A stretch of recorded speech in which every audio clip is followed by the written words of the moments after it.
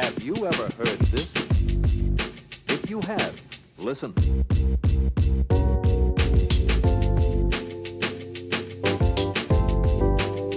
83 points. And I'm just like, what the fuck? What the fuck is happening? Yeah. Do I have to go down with this? I think you have to. You just like would need to adjust it down like that. Just like down, Yeah. like We're chilling? angularly. We're chilling. You're good where you're at. Angularly. Oh, you know. cool. As long as you're like fist length Yeah, away, you're which solid. isn't it crazy on a night where he scored 83?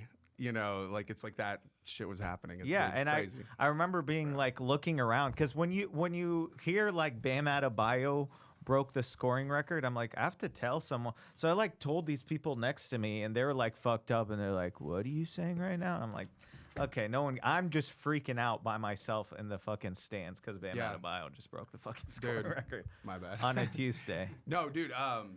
Yeah, and it's like, bro.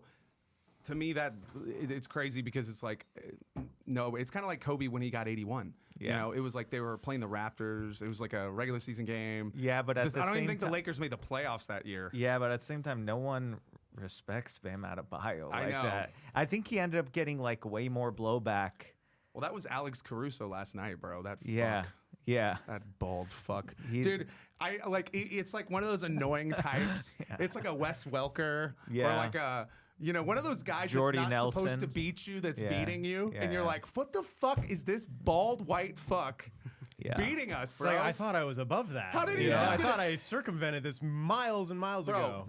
but it's like you're like this overachieving piece of shit here. Look at Yeah. this guy. No, it was that guy had the game of his life, and they Caruso's- still lost. Caruso's so kind that of makes me been happy. pretty solid on like a lot. He's like the exact archetype of player that people He's like the guy could always use on their team. I would imagine that the way he makes me feel is probably the way that Manu Ginobili used to make other people Totally. feel. You know, Totally. Just yeah.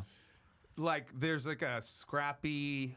You kind of begrudgingly have to respect it a little bit, like what he does, because I mean, the guy's Alex Caruso. I'm talking about. Is Yeah. like he's not.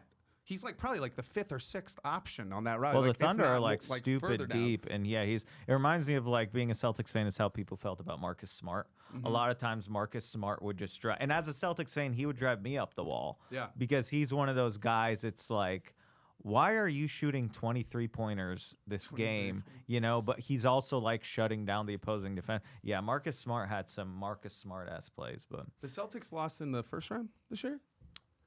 they lost against the Sixers. Right. I think that was the first round because yeah. the Sixers just lost to the Knicks. Yeah, and it was kind of Crazy thing is, either way, if the Spurs make the finals, it's going to be a rematch because they played the Cavs in 07 and they played the Knicks in 99. Yeah. Their first title was the Knicks. And it's kind of, I love the Celtics. They're probably the team that I watch the most, and this was like a microcosm of everything that drives me crazy. They're up like 3-1, should have closed it in Game 5, shit their pants, and then it just snowballed. How does and- the name Keith Van Horn make you feel? I mean, I don't know. I've seen enough because I was like 8. You know, like Yeah. you know. Keith Van Horn was the second pick the year that Tim Duncan was drafted, and Tim Duncan's like an all-time NBA Yeah. legend. You speak to me like I know. No, that's the what I'm names. saying. That's what I'm explaining it. I'm like, Tim No. Duncan is the Spurs legend Yeah. that won like Okay. 5 championships, like Yeah. dominance for 2 decades, and it's like he was the Celtics that year. His team were the second pick, so they were. If y'all almost would have gotten the first. Well, I mean, it was supposed to go Larry Bird, Len Bias. That's the true sad. pick. Dude, Len Bias is one of the craziest stories in NBA. That's one of the 30, because 30 for 30 used to be like a big thing, and now I Yeah. don't really who to watch is that. Like there was like an era where like 30 for 30 in sports science were like the big thing that ESPN and there was pumping another out. Celtics player too that died in the 90s randomly. Maybe. Like on the court in a pickup game or some shit. And he was like one of the guys after in the 90s because the Celtics, it was supposed to be Larry Bird passes the torch to Len Bias. Yes. And Len Bias was supposed to carry them through the 90s. And honestly, bro, when you watch Len Bias tape, he reminds me of Derrick Rose. Like Yeah, but the in way like a the forward's body, athleticism. it's really fucking. It's like if Derrick Rose was also Jaren Jackson, you know, Bro. like big dude. And the thing is, like, you don't like to project people. You just never know. If you watch basketball for long enough, you know, it's matters so much environment, franchise, coaching. Yeah. But when you watch him in interviews, you're like, this guy had his like shit together, Mm-hmm. and he was real. I was, I wasn't really alive to like see when he was drafted, so I only got like the 30 for 30s and the documentaries and the YouTube essays. I was one. Yes, Because he but was drafted in '86. everyone was like, Yeah. "Yo, this guy was gonna be the shit." Yeah, Len Bias was the number 1 overall pick. Celtics had it was number 1, right? Or was he number 2? Number 2. Who was number 1 that year? I don't remember. Fuck. But the night he got drafted, cocaine overdose. Well, was it the night? Was it the night he got drafted? Was it? I don't. He OD'd on coke. Yeah, shortly after getting really, drafted and like to be the savior of the Celtics. I think it Damn, really Bro, literally died of was. coke. Yeah, 22 years old, dude. Like right after, right after. immediately Never after played he a game. drafted? Never even played. I a would game for say them. at worst within the week. I And- really think it was the night he And got he drafted. was gonna be. Yeah. He was gonna be like one of probably like if there was anybody in the '90s that might have been giving Jordan trouble, Len Bias it was gonna be the Len guy. Bias. Yeah, Len Bias, and Probably, it's and he was gonna be on the same team as like Larry Bird, right as Larry Bird's body started breaking Yeah. down, so it's gonna be the perfect passing of the torch, and he dies. Dude, Larry Bird had a pretty short career, all things being considered. And dude. he's still underrated. I think Yeah. Larry Bird is like really. I don't know what it is. Actually, I do. He's white. He's but white. Yeah, he's a white guy. Yeah. Okay, No, let's rank the all-time best white guys. Number Is Larry one, Bird Larry number Bird- one? Yeah, Yeah, dude, Larry the Bird- coldest. Dude, Luka's, even as a Luka's already non-basketball put his fan, name in yeah. the top 5, dude. Sure, I mean Jokic. I don't know where I'd put him in the top 5, but he's in there. Jokic. Jokic. The thing is, the Europeans are coming, bro. The Europeans are really like Dirk. You gotta Yeah. say Dirk, dude. Yeah, Dirk's probably number 2. Dirk's probably and then Well, it depends who you rank higher all time, Jokic or Dirk. and but then Mark Eaton. You know, I'm kidding. Mark Eaton. yeah, this list would Dude. be a lot funnier if we could count light skins. The But scary thing with Wemby though, the scary thing with Wemby, bro, is like we don't know. Like his health is very. It's like when you're that size, bro. I think it's a precarious. Your health is a precarious thing. Sure. It's like no matter how great job you do taking care of your body and shit. Which also even that with like the thrombosis. I mean, a blood clot. You're like, fuck. If that was the thing that took you out, dude. Fuck. yeah, wasn't that what Chris Bosh? Chris Bosh had Chris some kind Bosh, of yeah. blood thing. That he had to retire because Yeah. of blood clots. Yeah. And I was telling Vic last night because I was like watching highlights after the game, and I was like, I don't know what's gonna happen.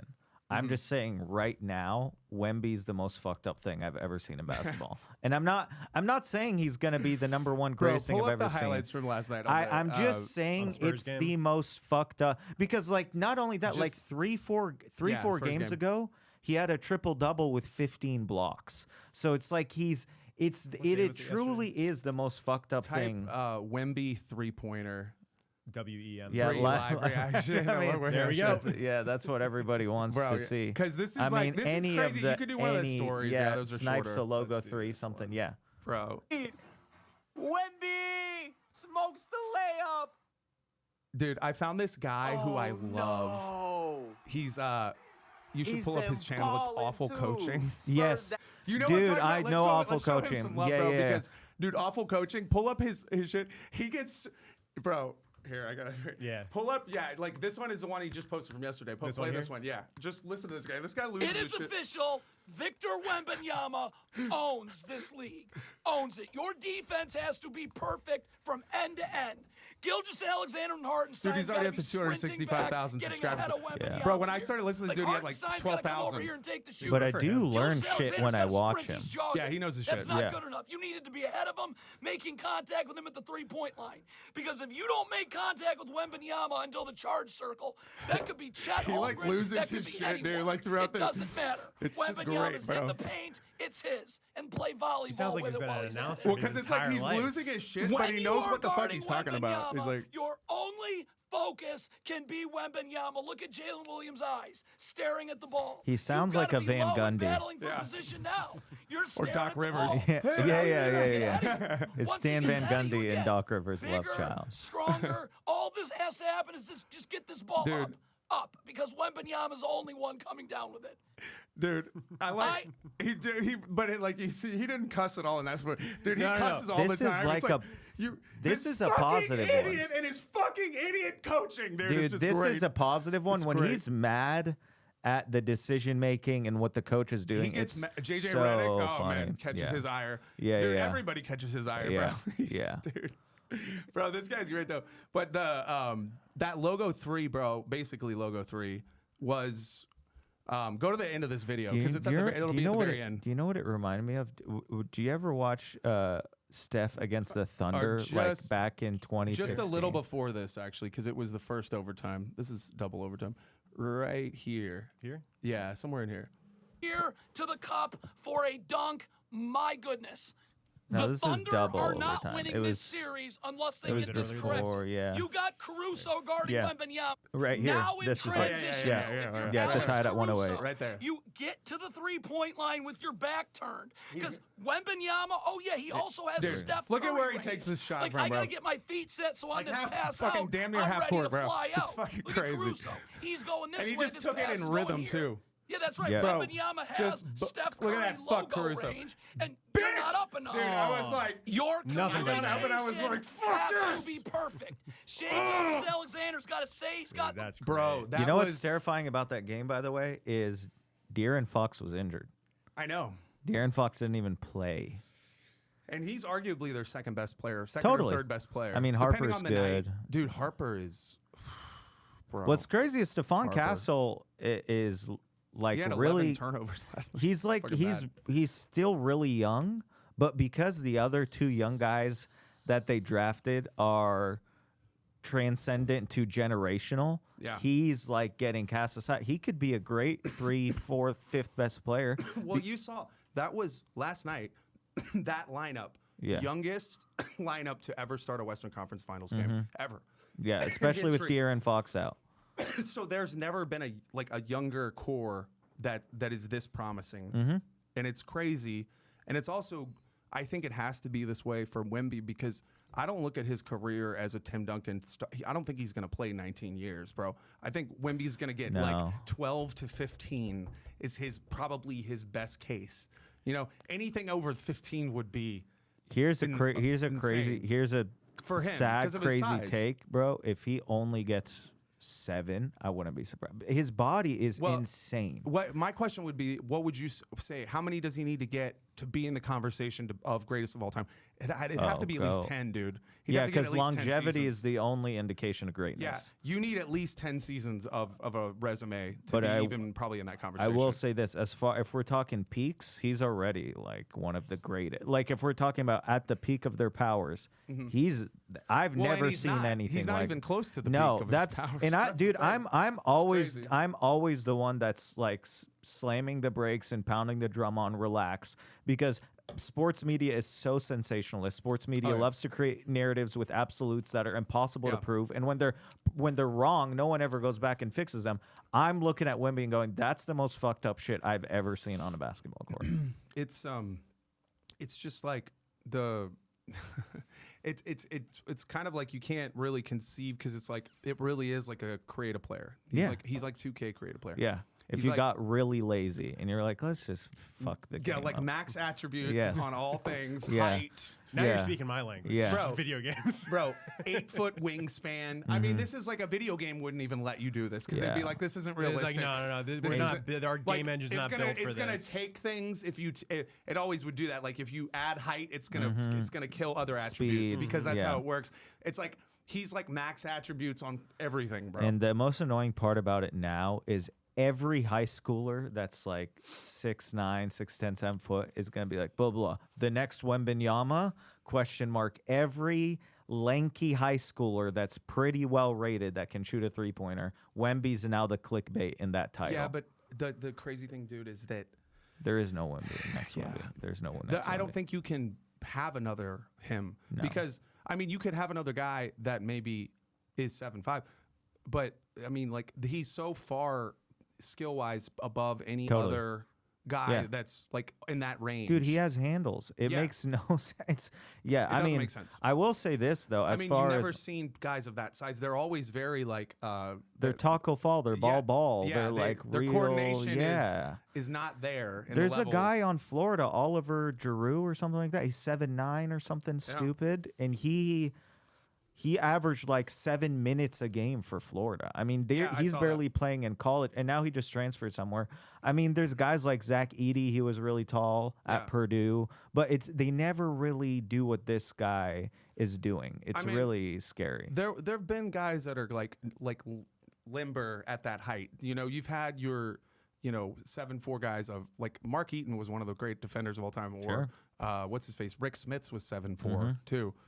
Those guys were solid, but they didn't have handles. Or a three. None of those guys had they didn't handles. have a three. Or a three. Yeah. Or a three. Yeah, he's crazy. Everything they did was right near the basket. Yeah. Which actually, last night, surprisingly, that was only one of 2 3-pointers I think he took in the whole game. Yeah, and he still had 41 and 22. And the crazy part too. He had 29 in overtime.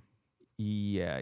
The crazy part, bro, is when you're looking at what his game is on a game-to-game basis.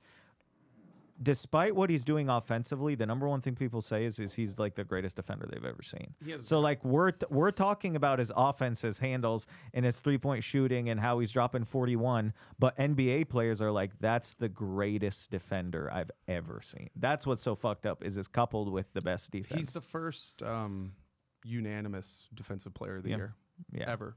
Yeah, and he's I mean, doing a lot of things. People like being the that first to ever do them. People that kinda are crazy. like, going again, like in the voting results, they're like, yeah, I knew I wasn't going to It's win. like It's Wemby. somebody, I forget which sports guy said this. He was talking about it. It's like there's certain players that no matter like what your fandom is or whatever, if you just appreciate greatness and you want to, Wemby's one of those guys. Otani. Yeah, who Otani's is, awesome, unbelievable. bro, insane. I mean, Otani's like he's like Babe Ruth, dude.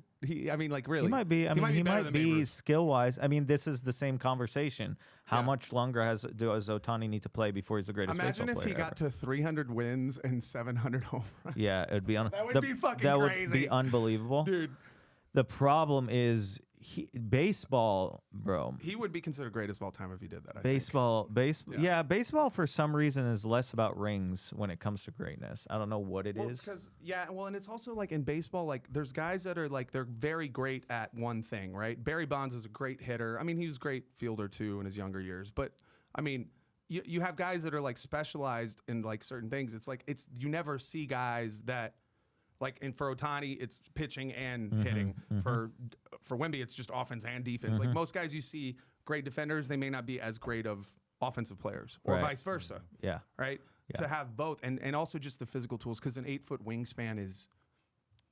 Are you fucking kidding? Yeah, that's weird. 8-foot It's really wingspan? weird. Yeah, here's the thing about Otani that's weird. He's kind of slumping right now, hitting wise, and it's Yeah. just interesting to see because, dude, baseball is so It's weird. You can early, watch though. you can It's watch an early. entire career and be like, what happened at this one season was like weird. If and then he's he still just bounced. slumping in July, then I would. He be just had surprised. an off year, But Yeah. I really think Otani. I mean, he already has multiple rings, right? Multiple MVPs.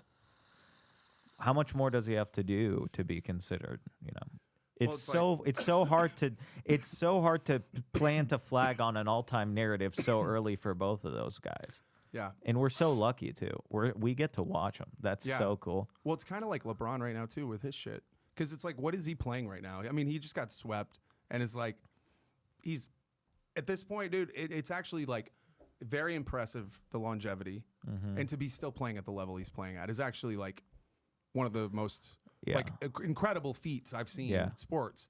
But as a winner, I had a hot take yesterday with Vic, and tell me what you think of this. I said, by LeBron continuing to play, it's hurting the arguments people make against it. It's hurting the arguments people make for him more than it's helping the arguments people make for him. Meaning that he could have retired 3 seasons ago. Yeah. Everyone would have still considered him the GOAT of all statistics and longevity. Yeah. By continuing to play now, this facade of that he like never loses. I mean, he's been losing a lot the last 3 years. And I think LeBron is I'm not a LeBron hater. There's very few all-time greats that I hate. I'm big on like appreciate them when you watch it. I kind of think if he would have retired 2-3 years ago, he would have been cemented. Now it's like, yeah, we're watching him, but it's like, what is this, bro? He just got fucking. It would have been nice if Luka's there. That's the sad part. Is I can't believe in year 2800 of LeBron, the reason we're not watching him and Luka together in the playoffs is because of Luka. Yeah. Well, Dude, I can't even believe Luke ever ended up on the Lakers. To be Don't- honest, bro, that shit was just. I what will the fuck is never. happening? I really think that's one of those moments in sports history where you're going to remember where you were when you read that or when you heard that Luka got traded. I was at my girlfriend's house on the couch, and my brother texted me, goes, "The Lakers really just got Luka," and I go, "I don't think my brother does drugs, so I don't know what the fuck he's talking about." And I was like trying to explain. She's like, "What's?" I was like, "You're gonna remember this moment. Down the road, people are gonna be talking about this, and I'm gonna be like, remember when I was on your couch freaking out because Luka got traded? That was that's another one of the most unbelievable. things. Are you a Mavericks fan? So I grew up in Vermont, so I'm an everything Boston fan. Yeah, right. Celtics, Red Sox, Patriots, Bruins, whatever you want to say. I get it. We are so hateable. Yeah. No, actually, no. Like if it was Celtics Lakers, I'd go Celtics. Actually, I'd hope so. Yeah, I mean, the I think- Lakers. The Lakers have lucked into one generational player hate Tom every Brady. decade. Oh, I get that, but I mean, That he's a goat. All-American fuck. Yeah, he's like he's a model for Gucci right now. Do you see that? Bro, It of was- course he is. Yeah, he's the model for Gucci. Fucking of and course he he and he is. still couldn't keep his wife. There's a lesson to be learned there. We had this conversation with. We did. Who was yes. it? I forget who it was. I think It was. He just moved to LA. Fucking Xavier. Yes. Cardona. Yeah. About. Or I no, just no, saw- no, no, I just saw him yesterday. Zile, or no, maybe not Zile. David Shabani. I don't know. Somebody. We had a We've done too conversation. many podcasts. Man. Yeah, I know. It's a lot. This is 66 right here, dog. But yeah, no, we were talking about that. Like, I just think that's like, you can't you can't make a woman happy. That's like the evidence of like you just can't. Brother, don't get me started. It's like if there's any like testament to why you shouldn't get married, it should be Tom Brady. Yeah. And Like- I really think, I mean, I don't want to make assumptions about the home life. There was probably something there, but Yeah. I Dude, completely like how agree. dare he work to the age of 43, dude? Yeah. The sad part was The his ripe old age. yeah, that's what's 43. crazy, bro. That's what's I'm mad. crazy. Like the rationale. Yeah. Bro, Don't the even. rationale for this is like, wow. Oh, Yeah. he wanted to play one more season in a career that's the shelf life was always going to be diamond-studded career that man has had. Yeah, and just wanted one more. yeah, Do you think that it's was the because he best. kisses his kids on the lips? it might be. That has would be to- a that huge has part to of be it an for me, ick. for Yeah. sure. Yeah. That has to be Yeah. an ick. Yeah. I mean, I think I would almost say play it, but I don't want to. It's so like I don't cringe want to inducing. watch Yeah, it. no, I don't wanna want to watch either. Is it. that? But we all know. Notice Yeah. how I'm not typing right because now. like there's certain things because I'm Lebanese. There's certain things that Americans do that I just kind of don't get, and one of them is kissing your kids on the lips. Yeah. I don't get that one at all. I mean, maybe when they're like babies, like very, very young. But at a certain, like, you get to a certain point. I don't know. Yeah. It is weird. I think it is weird. And also, I mean, here's the deal: Middle Eastern men and women kiss to fucking greet each other, but it's like cheek kiss. We're not kissing the kids on the lips. That's Yeah. I've never understood that, but They're also not leaving residue behind. Right. You know? Yeah, yeah. They're not Yeah. exchanging bodily fluids. no, it's just so- like cheek kisses. It's men. Yeah, for a Yeah. homophobic culture, the men do be kissing. Yeah. No, fucking get me wrong, they do be kissing. Yeah, but that could be. It Yeah. could be. I would love to know. Yeah, I mean, there's, I feel like Giselle will drop a book one day, and Her then red Tom. table talk. Yeah, that's. Oh man, that's yeah. I'm surprised. Here's the deal though. I respect her for not trying to become more of a media figure. I mean, she just got remarried to kind of a nobody. He's just a Brazilian jiu-jitsu instructor. I kind of respect. If she would have. So he speaks Portuguese. That's what it is. Oh, and she She's speaks Portuguese. It's a language of romance. Yeah. Oh. You know, that'll attract the ladies. At least she married the guy that she left him for. I mean, I don't know why I'm mean, trying to make kinda, Giselle yeah. arguments here. It's fucking crazy. This is She I'm left a Tom the goat, Brady. dude. What are you talking about? She left Yeah, the it's goat. really. Do you think you really be fucking right now? Yeah. Fuck yeah, dude. I Are you kidding me? I hope so. Bro, I'm sure he's like got, like, have you seen some of the girls he's been with recently? Yeah, I mean, I like, hope he's they're- really. I hope Dog, he's plowing. He's not struggling. Yeah, like yeah. he's not. There's Yeah. no he. I mean, I don't know. He's as a Tom Brady big fan, he's posted some sad, kind of cringy like IG stories. But I think a lot of it is him getting adjusted to stuff that he should have been getting used to in his 20s and 30s. Now he's not playing football. He's learning how to use Instagram and Instagram stories. Yeah. He doesn't realize that if you subtweet your wife, your ex-wife on an Instagram story with a meme, everyone's going to know you're sad. Like, you can't be doing that shit even if you're the GOAT. Like, he's just learning how to do shit, you know? Yeah. Like, this is his era to kind of figure out everything that he put aside. Yeah.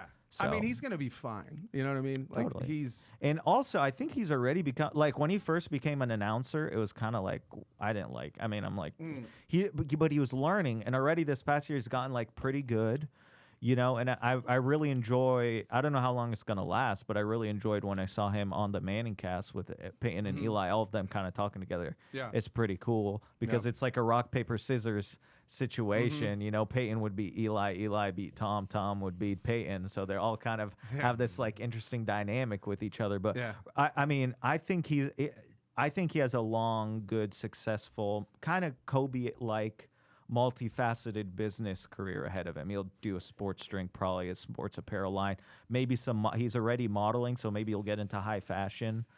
Anything but be a dad. Yeah, he was always the one that, you know, he like Erica. very very quickly went from famous athlete to icon and Yeah. kind of broached Totally. the world. Like, and he was kind of that way because of the insane glow up. I mean, if everyone has seen the draft footage and everyone's seen that meme that's recently been going around, like, you're not ugly, you're poor.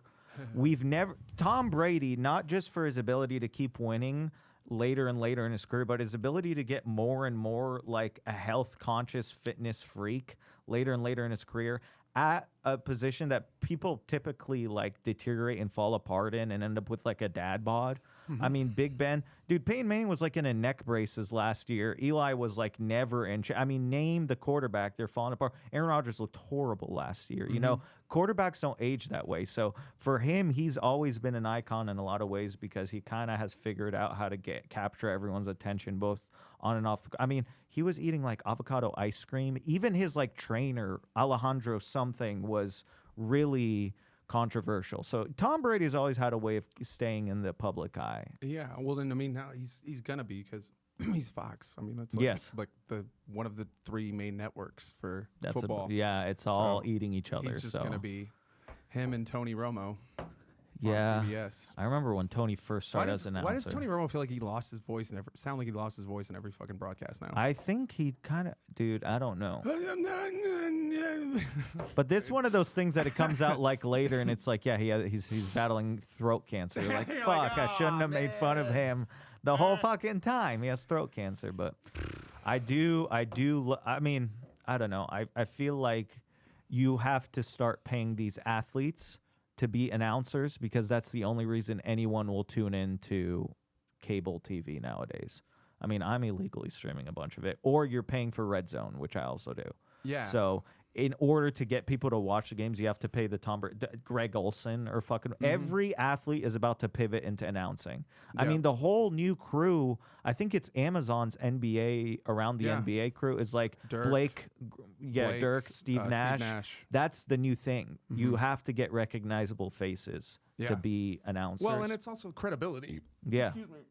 You know, you hear those guys talking about this shit. It's like, yeah, they were there. They did it. You know, Yeah. so they're a primary source. Yeah, They were exactly. there when it happened. yeah, So. like, Yeah. well, and in their careers too, like they've achieved these things. They've won championships, or Yes. at least you know, And not also, in Steve Nash's case, but yeah, or I mean, Blake. the crazy part is what they've done that I really enjoy is professional athletes getting into announcing has in analysis in general has gotten rid of absolutes. Well, There's so much nuance to every sport. But I also don't think it's new, bro. Monday Night Football was literally like from the start. It was like Meredith, who was the Cowboys quarterback.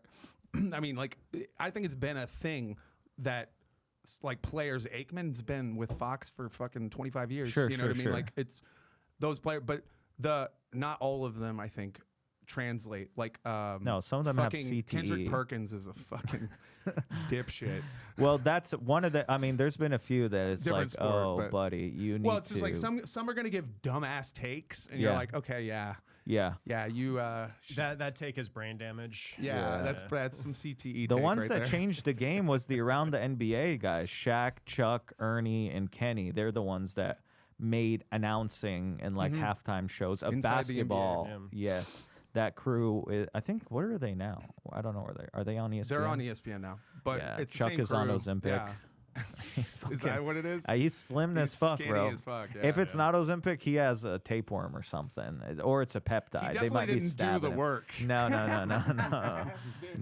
If you have all that money, then why would you do the work? Yeah, I mean, just stab yourself with Retatrutide or whatever fucking GLP-1 you want, and then just Bro. shed the weight. Shit, man, dude. Yeah, no, but like the credibility factor, I think across the board with Totally. whenever you have former like players, and also it's cool to like have them be a fan, like just like you feel like, oh, they're not a player anymore, but they, you used to see them that way, and then now they're just like a fan like you. So Yeah. it's kind of like there's a It's athletes and also ex-coaches. Like Mike Tomlin's already gearing up to do a year of whatever. And I think with coaches it's different because they're probably taking a year off before jumping back in the pool.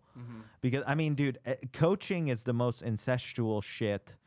I mean, look at the Magic. Jamal Mosley got fired, and then 2 weeks later, he just got hired already as the Pelicans dude, head coach. fucking They Chauncey Billups got arrested by the FBI. yes, that was great. With what's his name, Blazers, Terry dude. Rozier? Wasn't Yeah. he part of it That's too? why Tiago Splitter was the interim coach. And then they may not even want to pay, dude. The Trailblazers Yo. are penny I pinching. love how there's these massive scandals happening in the NBA. The fucking one of the head coaches getting arrested by the FBI. Yeah.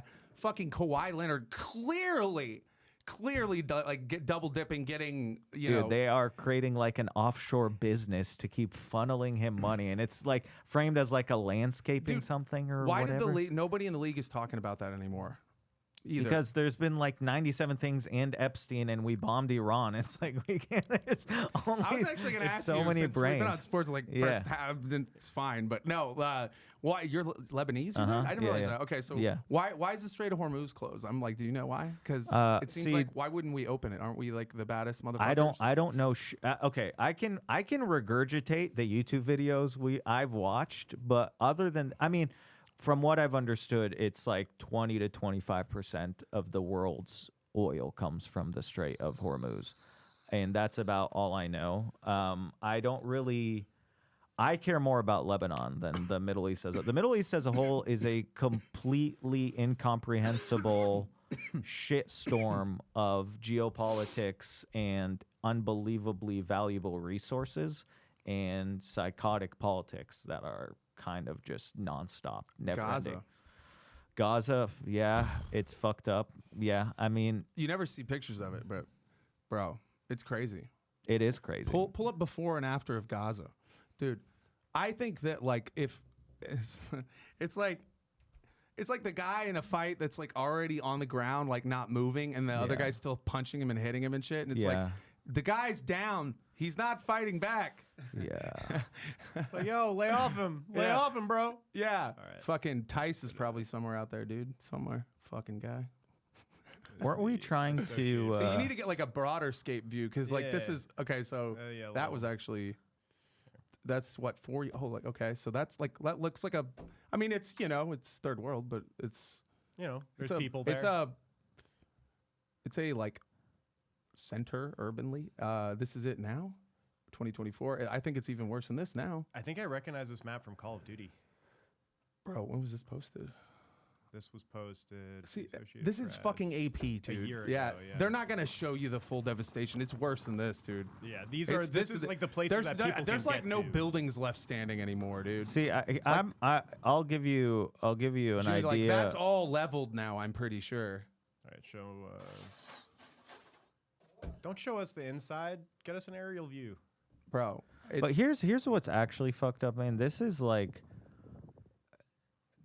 socially, people in the Middle East really get along. That's the sad part about it. Like I used to spend a lot of time in Montreal, and we had a bunch of I mean, I had Palestinian friends, Lebanese friends, Jewish friends. I mean, we all hang out. That's the tough part about this is, you know, there's politics that cause all this shit, but socially, like, yeah, it might be awkward sometimes if a Palestinian Israeli person's hanging out. My thing about it is where I think it's like I take politics out of the question is when children are starving.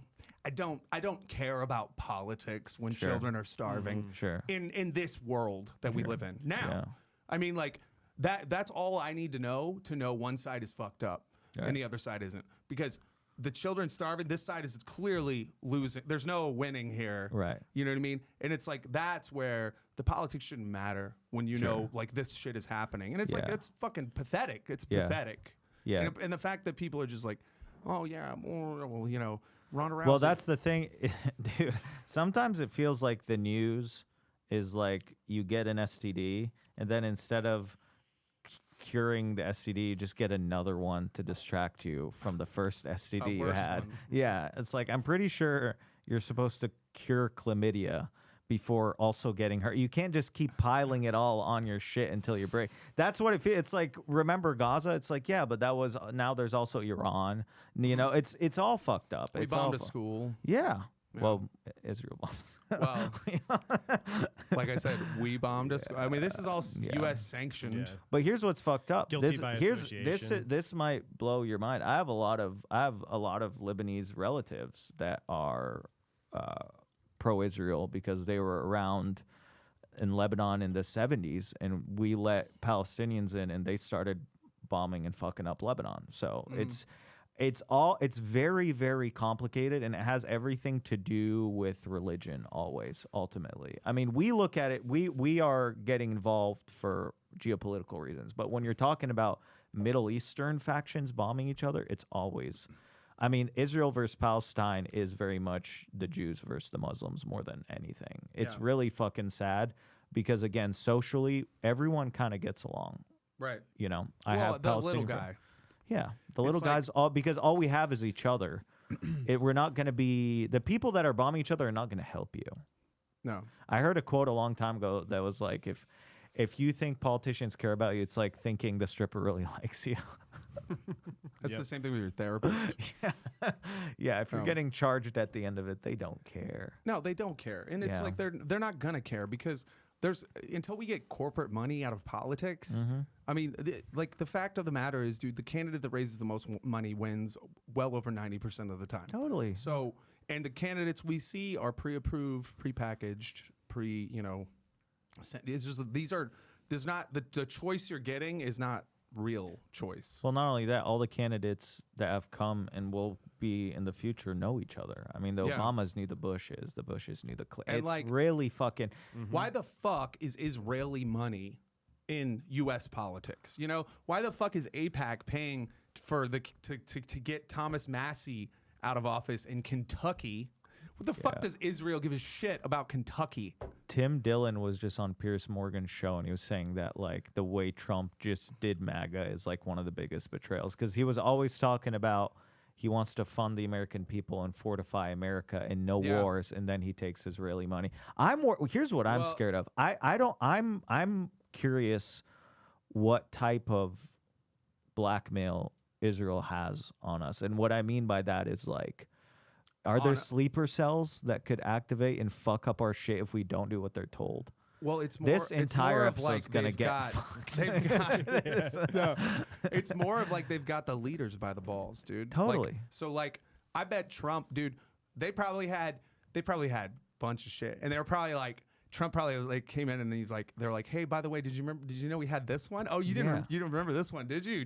Look at every this. Every ex-CIA and FBI guy says the most terrifying was Israel. Their intelligence is, you can't accept any gift from them. You have to be wary of any person coming. They are next level. And the thing is, I do think it's important to distinguish between Israelis and Jews because they're not the same thing. There's Zionists and then there's everything else that's happening. So it's just kind of a fucked up situation. And I always have to hope that the people up top recognize that they need the little guy alive and they won't destroy the world. I don't think they won't destroy the world out of the good of their heart. I think they won't destroy the world because they need the little guy to exploit, or else they're going to have to start eating each other's babies. I don't know if this is true, but I was talking to somebody last night, and they said that Trump was trying to get the codes recently, and that some general denied him the codes. Did you hear about that? I didn't hear about that. No. Can you Google that and see if that's like accurate? Because I'm like, can you imagine? Trump's like, give me the codes, and they're like, hey, we don't think you get the codes, bro. Yeah. Because like something about a tactical nuke. Hold on. Go back. Type in Trump tries to talk to astronauts, tries to keep it together. That's really fun. Bro, tries to pronounce acetaminophen. Okay. Go, but Sorry. no, T- like, yeah, yes. tries to code. get the nuclear Launch code. codes. Launch codes, yeah. Because I'm like, I don't know. Not images. Viral claims later entirely unverified have been debunked by fact checkers. Rumors originated from single podcast prints by a former CIA officer. Yeah, it's in April. Oh, of course it's like, yeah. Dude, anytime it's a former, like any kind of intelligence, you're like, Yeah. They're this is what they're gonna do. They're gonna always do the same thing. They're gonna discredit the person. They're not gonna, it's like, I just was watching Kill the Messenger. What's his fuck, dude? Killed himself, 2 bullets to the back of the head. What is his name? Type in Kill the Messenger, search that, because it's like he was like a really respected journalist. They made a movie about him. Jeremy Renner played him. Yeah. I forget his name though. Gary Webb. Gary Webb. Thank you. He's the one that like uncovered the CIA was like basically like moving drugs into this country to fund a fucking guerrilla war in South America. I mean, if they were using that drug money for. It's real. I've kind of. That's how Reagan raised his funds. For Reagan Clinton's did the same thing. They used to own a private airstrip in Arkansas. Yeah, and they. But like that's what they did to him. Yeah, they discredited him. He was like, and then it's only like later you find out. Oh yeah, he actually was. He was right. He was telling the truth. Yeah, and it's like, that's where you're like, I see. If you see somebody, they're like discredited, but. Could there or could there not be validity to that? I don't know. But my question still is, the Strait of Hormuz, who closed it? Iran. Yes. So that's where it's like people don't understand. If Iran closed it, that means that their military has more control than our military. So what does that say? They have the higher ground. There was a guy that was like breaking down all the advantages Iran has, and it's pretty crazy. And also, our attack is really expensive, and their defense mechanism is pretty cheap. And a lot of it is they just have the tactical higher ground. Now, here's the thing. They've destroyed like 17 installations. Well, they've also destroyed a lot of like these port countries and cities that the U.S. was like helping. So now they've like Dubai is completely fucked. Like a bunch of these port countries are fucked. And the problem is no one really knows what's actually happening. I mean, what Iran war update can you 100% confidently give about I don't know what's going on over there. Yeah. I have no idea so it's like. And I want to know where the Chinese Navy is in all of this. Well, did you see the quote that said Xi Jinping said we should be friends, like Trump and America and China should be friends? Yeah. That's kind of weird. It is weird. But it would be nice, I guess. They must be freaked out. Would also be nice if they ended slavery, you know. This is also true, yes. Yeah. Well, another thing that I've heard different cultural norms regarding power and control is that the U.S. I guess military has completely like diluted itself by spreading itself so thin, and a lot of that came from Ukraine. And I've seen a lot of talk about how that's impacting our ability. Well, the problem here's the problem with American politics is it's impossible to compete with countries like China and Russia and Israel when we every 3 years we're in an internal civil war, and then whoever we vote and doesn't have the same plan as the person before them. So it kind of feels like you're constantly just inheriting the last Excel sheet. It's like a football team, you know? You can't ever establish a winning culture if you don't But imagine if a football team every 3 years, they had to fire their head coach. Right. Well, They never make the But playoffs. it's like there's no continuity of any vision because the 100%. vision's always changing. Yeah. It's always push and pull of, well, that guy didn't do it right, so I'm going to change it to this thing, and then Yeah. go a whole other direction with it. So no progress actually gets made. No It's just a progress bunch of gets made. talk. Yeah, that's what's terrifying about China is they have a modern day monarch. He's functioning in 50-year timelines. We're fucked, dude. Dude, China is. they're trying to turn us into China. And there's a great example that just happened here in Austin just the other day. The shelter in place shit. I got this yeah. shit. Oh, yeah, These guys were running around Austin, and then they were in Manor, and I saw a news thing, and they're like, "Oh, we had the whatever, fucking Palantir, Yeah. shit, cameras, and that's how we." And it's like public safety, like should blah blah blah. Like they're trying to sell it as public safety when in reality, yeah, sure, maybe every now and then that actually happens, but we shouldn't sell out like that for that rare case. Yeah, totally. And that's I'm dumb as fuck. I'm always so suspicious of narratives like that. Like, remember that African dude that shot up Buford's? And then he had that, like, I love Allah sweater on it. And it's like, It's a little on the nose. bro, Yeah. it's like if a New Yorker was like, I'm from New York, check out my I love New York shirt. It's like, this is fucking weird. But again, it got sold. I mean, this was around the Iran time, so it's like, but that's another thing too, is if you go too down these rabbit holes, you just turn into Charlie Day with the Pepe Sylvia fucking meme when he's got everything starts getting connected and you just lose your mind. Yeah. Well, I mean, I think it's just we're at a point in time, dude, where the internet in general, like privacy and like what they're trying to do. You hear about the data center in Utah? Yeah. Oh, yeah. That was ridiculous. It's insane.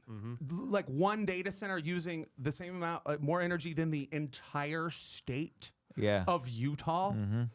For what? Like what? But what that's the question. That's is what I'm like, for what? Exactly. And it's not like a for what. It's like, no, what's going on in there? They're trying to sell you like, oh, we need this to keep doing the it's like, no, technology now is pretty good. Like the fact that they're trying to sell that as it's all about creating the surveillance state, creating the apparatus for them being able to have the total control grid. I kind of think, dude, this is a completely made up conspiracy. But if it catches on, you know, you heard it. I kind of don't think they're data centers, and I kind of think there's some weird shit going on in there. Oh, of course, bro. Like I mean, some weird, of course. like if it's like some fusion alien shit. Like I just kind of don't know how it's possible that they're just data centers using water for AI. It just when something doesn't make sense like that, it freaks me out because I'm like, then what? I don't think they're data centers. I think there's some weird shit going on. They're just kind of branded as data Because it's centers. the thing that's going on right now. Yeah. AI is at the forefront where Yeah. it's expanding at a level, so we need all these new data centers.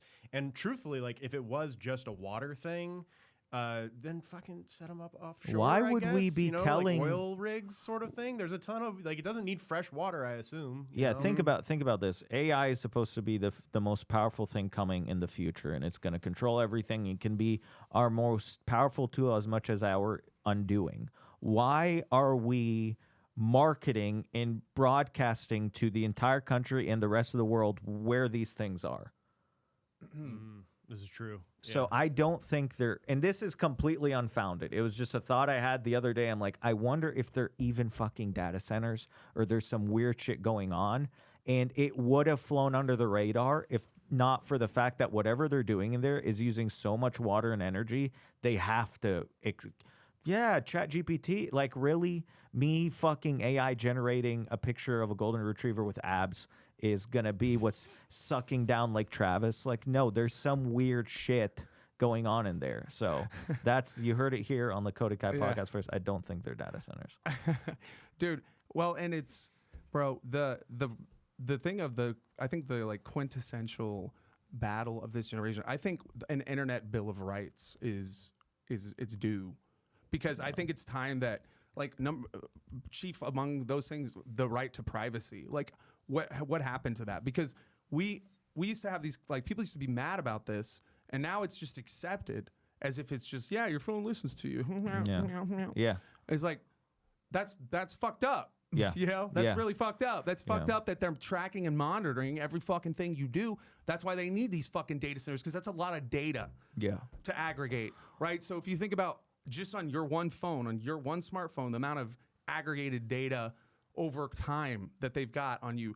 They build. I guarantee you, they're building like a matrix of data on you, on all of us. Totally. That they're using to create like a digital identity Yeah. of you Yeah. that is you. And then it's like now they know, and it's scary because if they could track literally every search you've made, everything you've ever done on your shit, think about that. That's like the amount of data on you that no one should have that much power and control over. Like no one should be able to have access to all of that as a thing. That should be.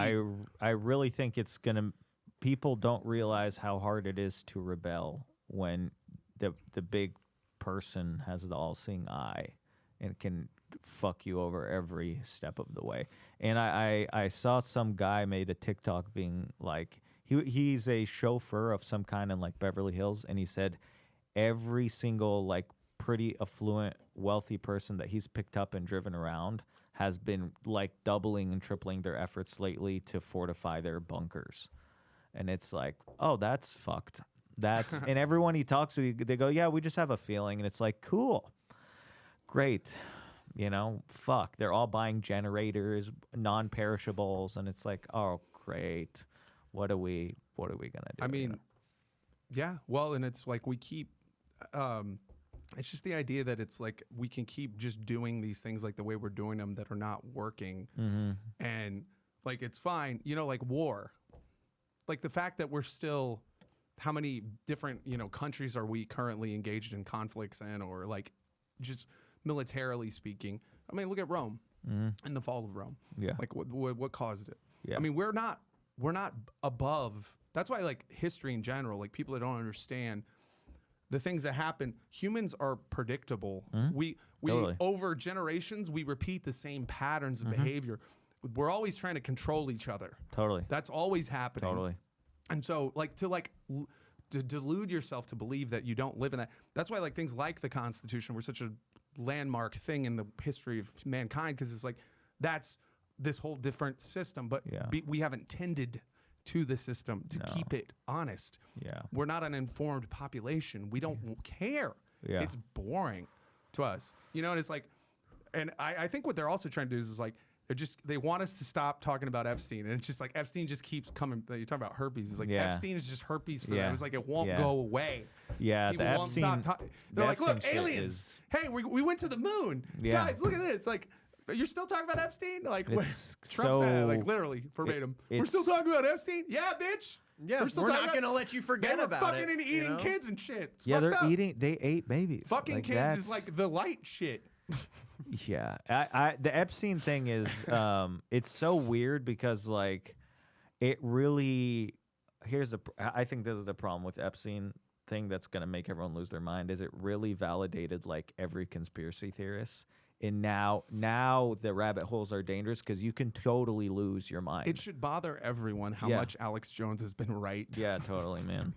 Except the one, should. I mean, he's gotten a few things wrong, but one of my best friends has always he been had a pounding Sandy the Hook, drum. which- Yeah, But again, that was a weird one. You know, I mean, like it was the Uvalde one was weird as fuck too. By the yeah. way, I mean, a lot of them are weird. yeah, like where you're like, Do you see that guy that was on the cruise ship for the hantavirus, that was like, we're here, like, don't forget about us, was also a crisis actor during COVID? was he? Yeah, really fucking, Well, and it's like protests. really You weird. see, yeah, like oftentimes these protests are not organic yeah. protests. I mean, what do you think about the hantavirus shit that was happening recently? I think that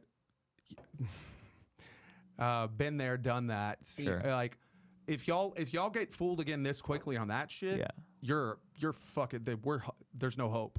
I mean, because dude, COVID for me, like maybe a week or two, where I was. I got like, COVID this could be 3. I legit. got COVID 3. But I mean, in terms of like what the threat level was vastly overstated, Here, over exaggerated, to like insane levels. yeah, Because we were talking about ultimately something that had a threat level of the flu. yeah, Like of the general conflict. Have we shut down society ever for the flu before? yeah. Here's the interesting part, and this is Spanish, something maybe to like 100 years ago. This is something to remember. a lot of most of the science community was not saying something about the hantavirus because there's actually a undisputable truth about viruses. If it's too deadly, it will not spread. Right. So when you see something like it has a 45 to 50% mortality rate, Yeah. everyone goes, oh shit, Yeah. this is going to fuck us up. No. It's going to plow through people too quickly. Yeah. It's going to plow. It's going to destroy every host. Now, will people die? I mean, sure, but it's not like shut the world down. Yeah. Because people are going to die too quick. When a virus is too deadly, it actually has a lower chance of spreading. Yeah.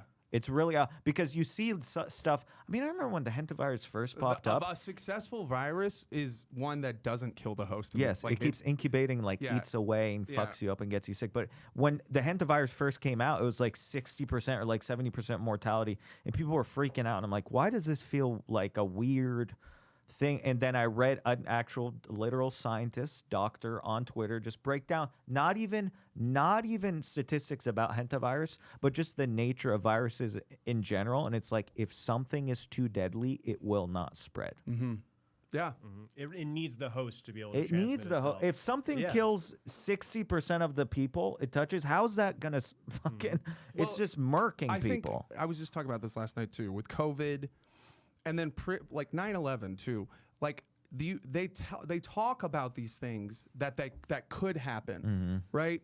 They prime it Yeah. with this is all the things that could happen, right? And then all of a sudden the thing does happen, and you're like, oh shit, that COVID was a perfect example. Like just shortly before too was the whole I forget what it was called. It was a exercise the World Health Organization. I put read on. the fucking RFK book. Yeah. And, and it's like, oh, and then lo and behold, a few months later, look at that. We have a real pandemic on our Yeah, hands. yeah. Let's just happen to have already trained everybody how to do what to I do think, here. dude, at this point, I think the real conspiracy with 9/11 is that the Muslims did it. They're like, Yeah.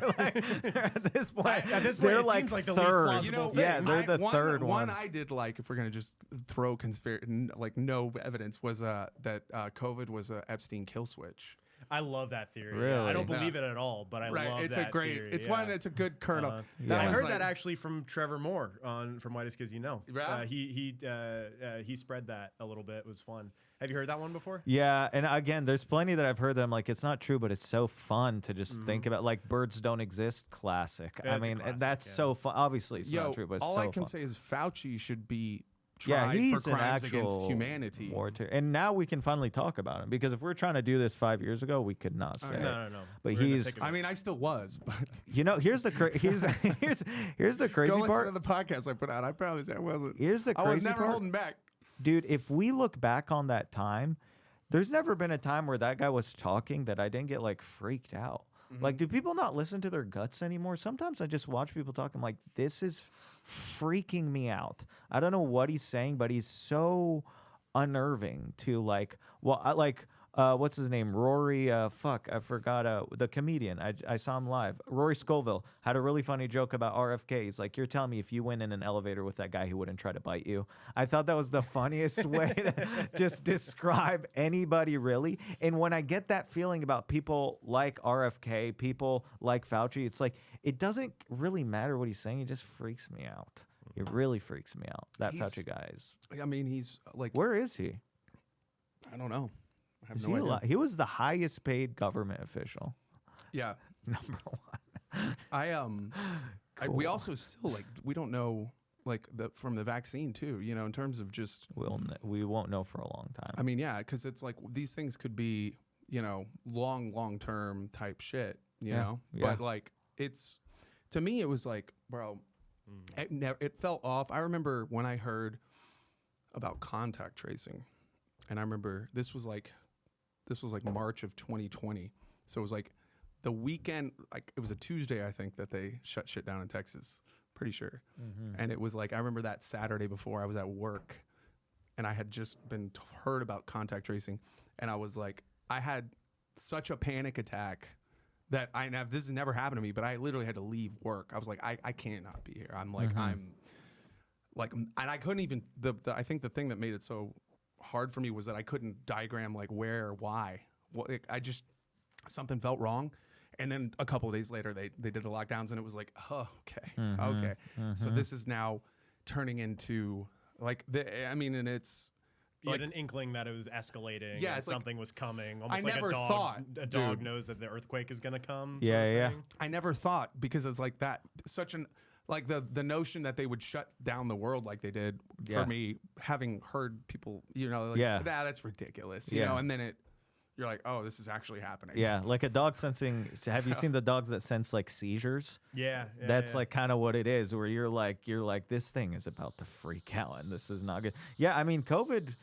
I had COVID real early, and then by the time the first vaccine came out, I like lucked out because I was seeing my physician, my actual fucking nurse practitioner, and she was like, I think you should get vaccinated. I go, why? I already had it. And she couldn't explain to me why. And I go, okay, well, unless it reaches a point where I'm literally going to lose my job, which thank God I didn't have a job that they were going to vaccinate me.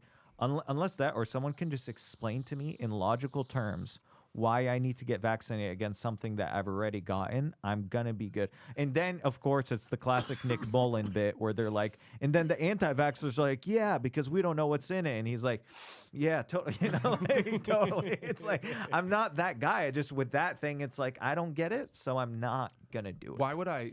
What? I don't Why get would I it. trust Big Pharma? Yeah, yeah. Since when was Big Pharma trustworthy? Well, that's the thing. It's like you're telling me that was the main conclusion of COVID. A lot of people came to is that Big Pharma, the mainstream media, and our government are going to work together to help everybody. because they're all owned by BlackRock. Just one more time for the people at home. BlackRock. The mainstream media, our government, and Big Pharma are going to work together in an altruistic manner to save all of us. Yes. Which Yes. none of them benefited from. Of No, course, totally, right? No. totally not. Yeah. Just like nobody's benefiting from the Strait of Hormuz being closed, No, right? not at It's all. not like Exxon, you know, My favorite thing that probably I've get an seen. extra pension this year, maybe, but you know. I love obviously hopping on Twitter, seeing all the memes and whatever. My favorite thing I've ever seen on Twitter was like a few years ago. There's a guy that was just tracking Nancy Pelosi's trades, Oh, bro. and he kept getting banned. How do you become a millionaire in Congress, dude? He kept getting banned. There's like the most racist shit. There's porn on Twitter, and the thing that's getting banned is someone just tweeting her things that she's filing. Bro, you know why. Yeah, of course. You but know it's why. it's unbelievable, dude. It's unbelievable. They think we're stupid. yeah. You know, they Yeah. do. Yeah. They think they can just do this shit, and it's like, they're not necessarily wrong, because like even though people like us are fucking talking about it, it's Yeah. like most people don't even. It's not even. You know their what I think it is? field of view. I think it's not that they think we're stupid. I think they think that they can fuck up something else that can take our attention away. Yeah. I no longer think that they think they're tricking us. I think that they think they can keep distracting Yeah. with catastrophic events. And you know? the average American's attention span is spread incredibly thin, not Right. just from what's going on in terms of, you know, like Epstein files, Right. Strait of Hormuz, like, Right. but also just like day-to-day shit of like, I can't afford Yeah. groceries, or Right. my rent isn't The distractions, it's almost disrespectful to label them as distractions, because they are truly horrific, important shit that we keep getting distracted by. That's the terrifying part. Is not that they think we're stupid, not that we keep getting distracted, but what we keep getting distracted by is worth paying attention to. I mean, remember the fucking war in Ukraine? What was that? Like literally 100 world events ago? Yeah. It's crazy, bro. Yo, And even Candace that had Owens, by the great- way, just interviewed Hunter Biden. Damn, that's That's a wild fucking. one. That's gonna be. That's That's nuts. gonna be clip central, bro. She's. Did you it's- ever it watch co- it her drops on 8-part Thursday. series? Did you ever watch her 8-part series about Uh, Erica Kirk? I wanted to talk to you about Erica Okay. Kirk. Yeah, 'cause sure, I'll talk I've about like Erica most Kirk. of my guests are like they don't want to go there. No, I don't know give a you're shit. you're down. I don't give a fuck. I know. That's what I'm like. Freaks me out. Bro, no. That's another person that freaks you out. If you watch her talk, you're like, It's her what? eyes. It's her eyes, dude. Bro, it's her everything. I think she underestimated her acting abilities. Like she should have taken acting classes. Yeah. And you should have been. My only question is how deep that rabbit hole goes with her and Charlie, because I mean, they say she was his handler. because think about like her, if it was like this is that what's crazy though is that like Charlie Kirk at the time they met was on like that he was a good dog. He was being a good dog. Yeah. You know? Yeah. And then by the time he got to like PBD podcast and was like, they're gonna ethnically cleanse Gaza. Yeah. You're like, oh Yeah. you know, and then but it's the disingenuous nature because we all know how Charlie felt about us bombing Iran because he told us he was very against it. Yeah. And so the fact that she's playing, you know, it's just, and there was a tape that supposedly he named her the successor, but they only released the audio.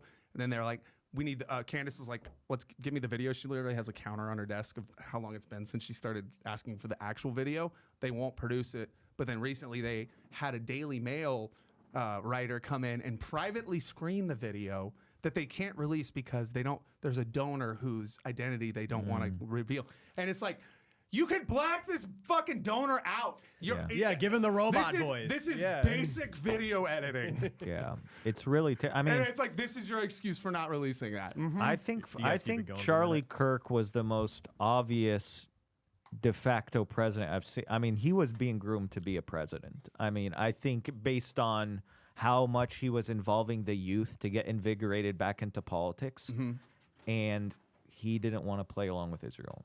Well, and I Unfortunately. guarantee you, if Charlie Kirk were still alive right now, he would no longer be Team Donald Trump. I guarantee you, he wouldn't be. No, He would a be. lot of people aren't team Donald Trump. And not just him, but the millions of young voters that you're talking about that got Trump elected. Really, I mean, because like he roused that voting base that was like historically not very politically active or involved, and Yeah. it's like we know what he thought, and the fact that he said the things he said, and that we know the certain things that were said, and I'm pretty sure Andrew Colvett is the one that had said he like there's like there are his own people, like the people within the organization have like done themselves in that regard, like in terms of the way they've handled this whole situation. I've heard Trump's approval rating in swing states is like among the lowest in history for president or something. So it's like if you hated him before, you still hate him. If you loved him before, you probably still love him. But if you're on the fence and he won your vote, you're probably regretting it. And that's kind of like where it's at right now. And for me, it's like, I think on the flip side, it's important to remember he was going up against Kamala and Biden. Yeah. It's not Kamala. It's Kamala. Kamala. Like communist. Yeah, that lady was just real stupid. Unfortunately, Too dumb. dude. If the Democrats wanted to do something good, they would have let. They would've had a Bernie- primary. They would have let, primary, but they would have let Bernie at least debate Trump. I would have loved to see that.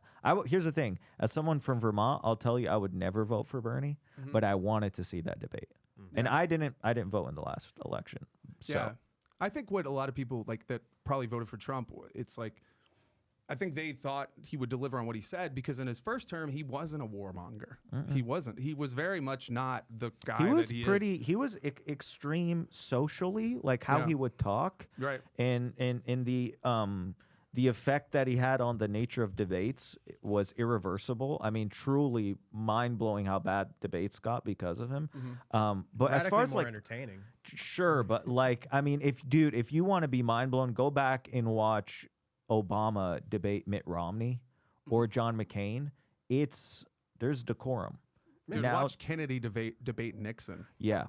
You want decorum. It's crazy no, but as far as policies that Trump was doing, I mean, it's pretty down the middle shit. Now, it's fucking weird, and no one feels secure. And here's my big, there's gonna be a mass exodus of MAGA towards the end of his of this term. I think that's already. because there's no sustainability in what he's done. Well, he's turned into a neocon, which I think that everybody that got him elected, at least like the people that thought he was going to be doing more of like what he did in this first term. It's like he's the exact opposite of Sure. what like the ideas that were presented, And so to me, it's like it's just another example of of somebody like pulling a fast one on the bait and switch.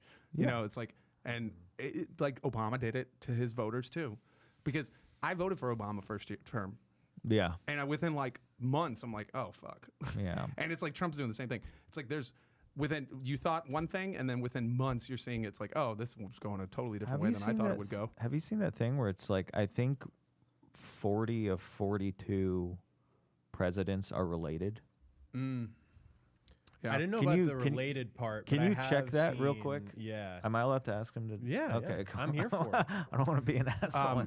Did you know Clinton, How many presidential? Clinton, Bush, and Trump were all born within like 3 months of each other? That part I did know. Yeah. I knew Yeah. like a Yeah. surprising amount of presidents were born between like 1942 and like 1946. Yeah. How many presidents are related?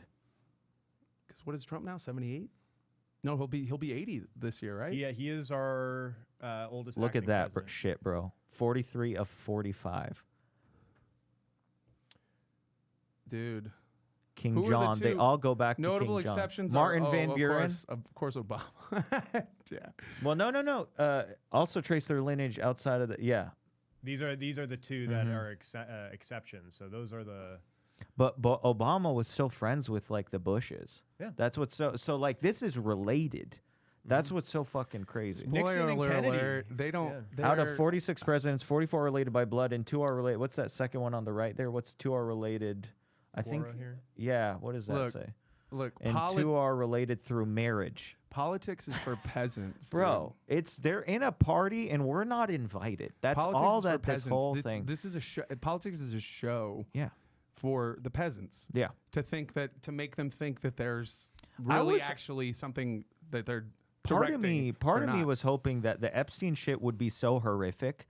Like, how can you read that they were like eating babies and that Jeffrey Epstein was commissioning a 9-foot by 9-foot painting of all the children that have died, and then turn around and be like, "Yeah, Joe Rogan's the fucking devil." It's like, dude, he have 10 out of 10. Whatever your beliefs are, it has desensitized us to a certain degree because now it's just like.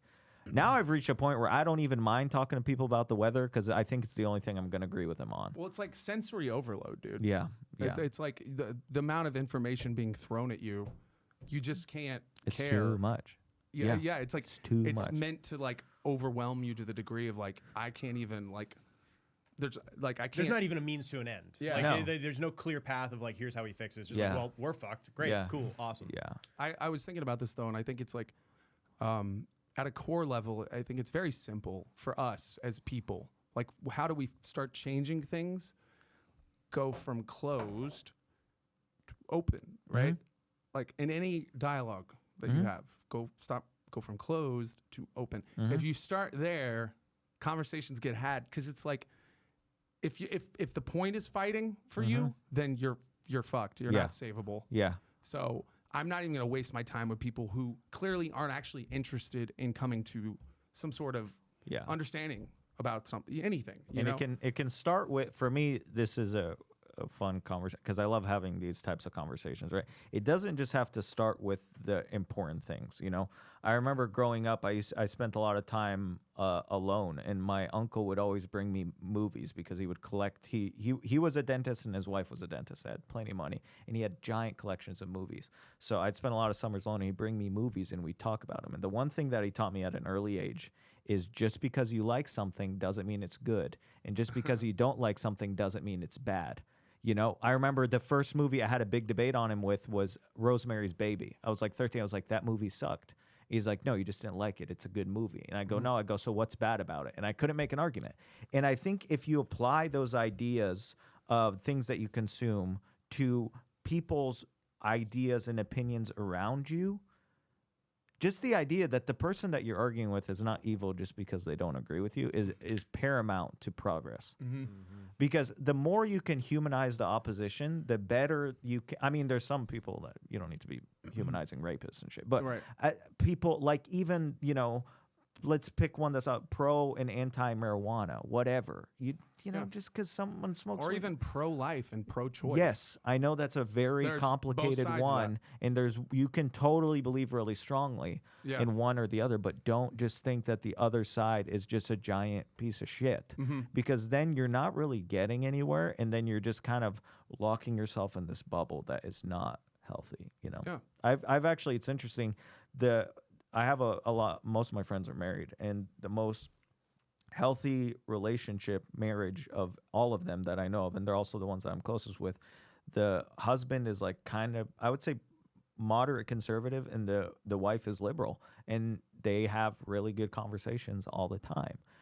I think a lot of time we've just decided that we can only put our dick in, or whatever, your vagina, with whatever you vote with. You have to vote and fuck the same. And it's like, no, have a fucking conversation. Yeah. Well, People and are also- like, I'm bored, so I left the relationship. You know how you stop getting bored is by just dating someone you don't agree with. Well, and also as a man, you don't apologize for what you think or believe just because a woman's holding the Totally. the thing that over part, you. we can talk about that part all fucking because men will capitulate, I Totally. think, Yeah. for pussy. Yeah.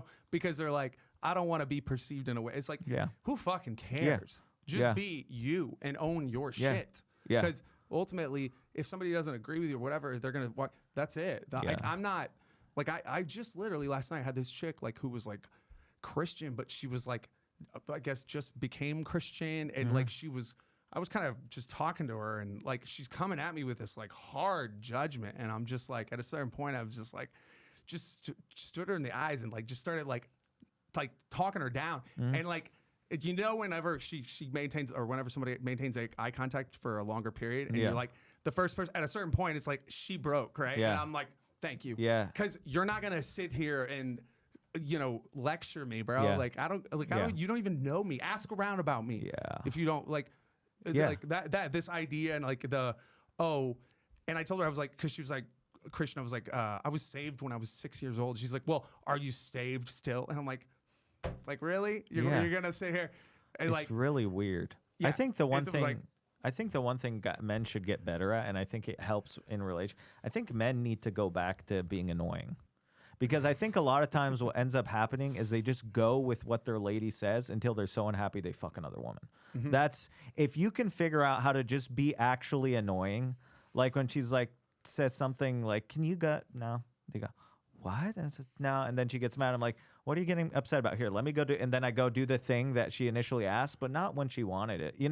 Just learn to be annoying. It's really funny. It makes things entertaining, because like you were saying, men will continuously capitulate and go, and then the whole like, the old ball and chain, can't live with her, can't live without. It's like, your posture is terrible, your skin looks bad, and you're sad, and it's because of that ideal. and women don't really actually want that, man. No, they want don't. somebody that's going to be like a lead. I mean, who knows? We shouldn't be They speaking want for want women, somebody blah, blah, who's gonna tell them no. yeah, They do for the Because- right reasons, Yeah, exactly. It's like or because, to be annoying. like they need us. They like, because let's be real, women love their emotions. Totally. You could even say that they're in love with their emotions. Totally. Women are, Yeah, and more in love with their emotions than they're going to be in love with you. sure, So totally. like you're like at a certain point though, when a woman's emotions are coming into the equation in a situation that calls for more rationality, Yes. as the man, it's your job to step in and be like, no. And I'm talking like, this could be like, no, we're not walking down that alley right now. Yes, That's yes. not happening. Yeah, that's not a good idea. We're not doing that. Yeah. This is the way we're going. And she goes with you Yeah. because you're the man, and that's how this works. There is a I mean, I'm like too logical. There's times where I'm like, no, we're not. But the emotions can be like, no, think of this. You're right. But it's not always. Sometimes it's like, no, this is just bullshit. Yeah. It's bullshit. I don't know Oh. what to tell you. This is silly. Yeah. And I'm not going to take this serious. And Yeah. you're better off just kind of throwing that out there and seeing what happens. Right. Because you kind of want to be with someone that could admit when it's bullshit, and someone that can balance you out when you're being too logical and not thinking with your heart. Yeah. I always like to ask, like, whenever I'm dealing with someone, not even just a woman or like friend conversation, it's like, there's three main decision makers in our body: brain, heart, and gut. I thought you were going to say dick, but yeah. I don't think with my dick around my boys, but sometimes, but in general, all people, we're just Yeah. talking all people. It's brain, it's heart, and it's gut. Yeah. How do you tier those? And it's really interesting to have people talk through. Almost everybody surprisingly says gut first, which I find to be fascinating because the gut is neither logical nor emotional. It's just an innate thing. So after that, what's next, the heart or the head? And, it's just a fun conversation to have with people. And see Yeah, what they I say. mean, How would you rank them? Here's the thing, bro. I think that it could depend on the situation where what's like called for, because like in certain situations it might be better to trust your gut versus, and I'm talking like if we're talking like a life or death situation, my gut is my best friend. Totally. Right. So, but if we're talking about, but also even in romance, it's like your gut's telling you something's not right with this. Cause I'm like a pattern, like observer. Yeah. So if I'm dating someone, we're going to establish a certain pattern over time. And now I know what the pattern is. And if something deviates off that pattern, it's immediately going to set off alarm bells for me. I do think gut no matter what for me. Because if my gut is even peeking out, sometimes your gut isn't even there to make a decision for you. It's just, it's nothing. And then, but for me, if a gut is even trying to say anything, there's a problem. There's something that needs to be. The gut is generally quieter than the head or the heart. Totally.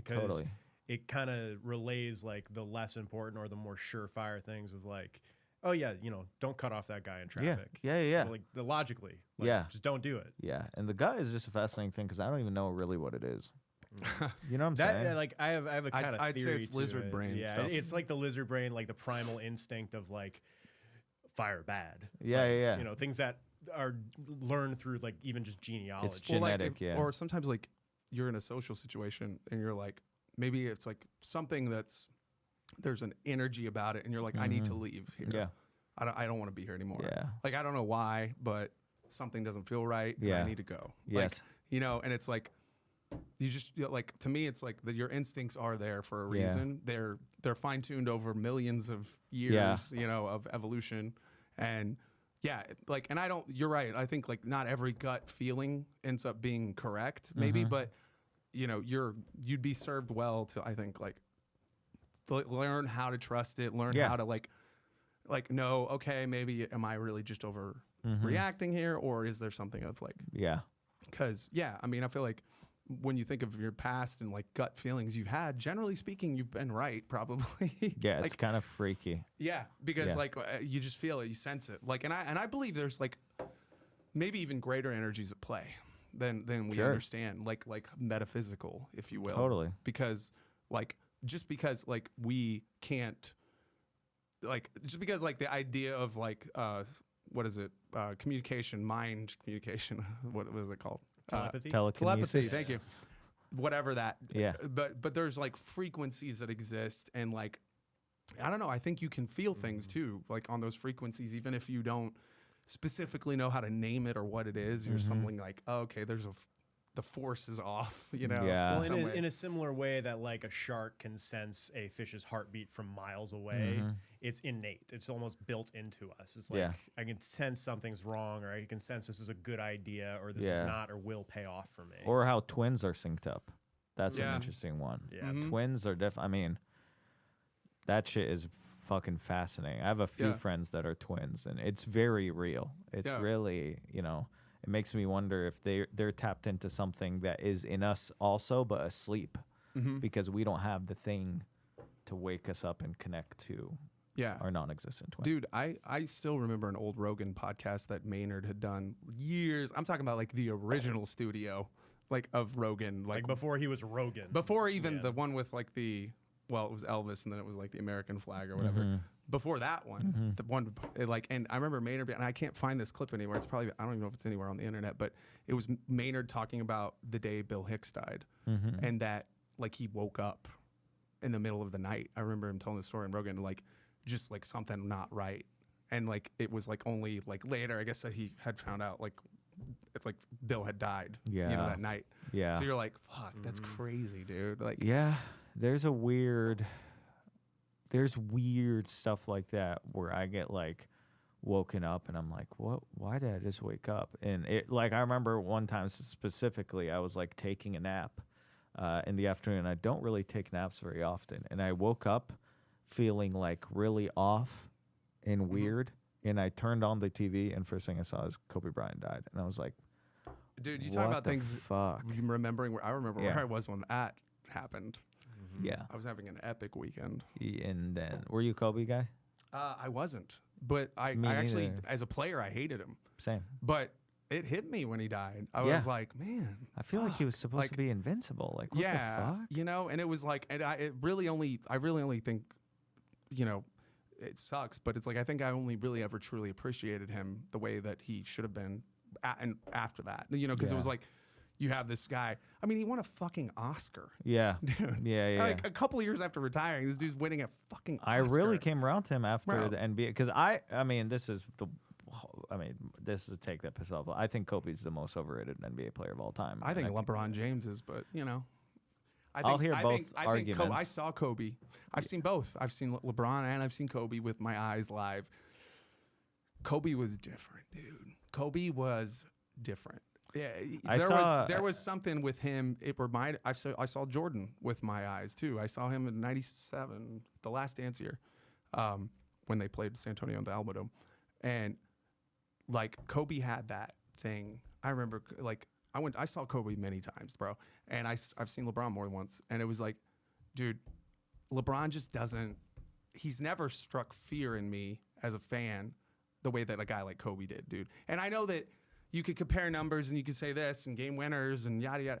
It's like, but when push comes to shove, it's like, you know, and like there's some like Larry Bird too. It's like one game for your life or whatever, or one shot for your life. Who do you want taking it? I think there was some guy. I think it was Steven Jackson or Matt Barnes. One of them was talking about what it was like to play because they played against all three, and he said, Michael Jordan left you in awe. Kobe scared you, and LeBron made you feel helpless. And it's that for me. I mean, I'm a Celtics fan, and you know whatever. I'm a Spurs fan, and we're 2-1 against LeBron in the finals. Right. So for me, the reason here's the thing that annoys me about the Kobe argument, and on top of the fact that I think, you know, he didn't have that many MVPs. He didn't even finish top 5 in MVP voting very often. All that stuff. The main argument that I like to make against Kobe Bryant is that in no other area of greatness is emulating the GOAT considered a good thing.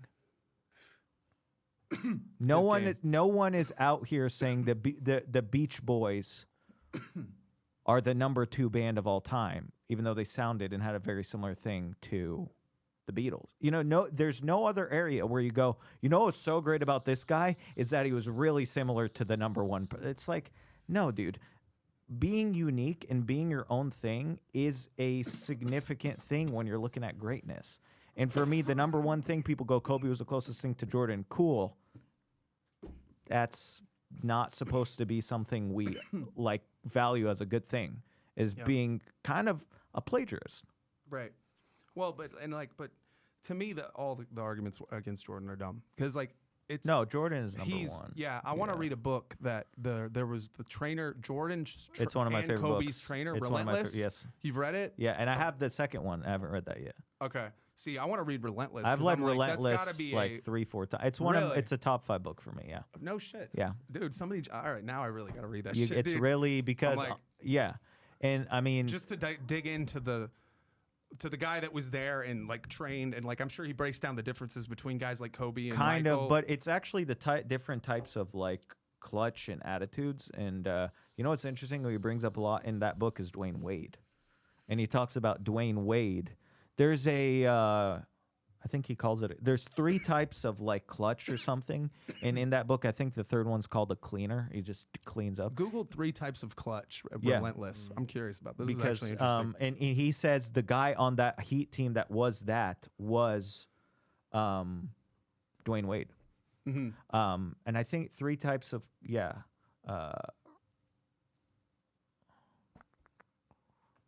The cleaner. The cleaner. cooler? Cooler, closer, and cleaner. What? Okay, so let's see. What are these? Show more. Yeah, you go. Okay, the cooler.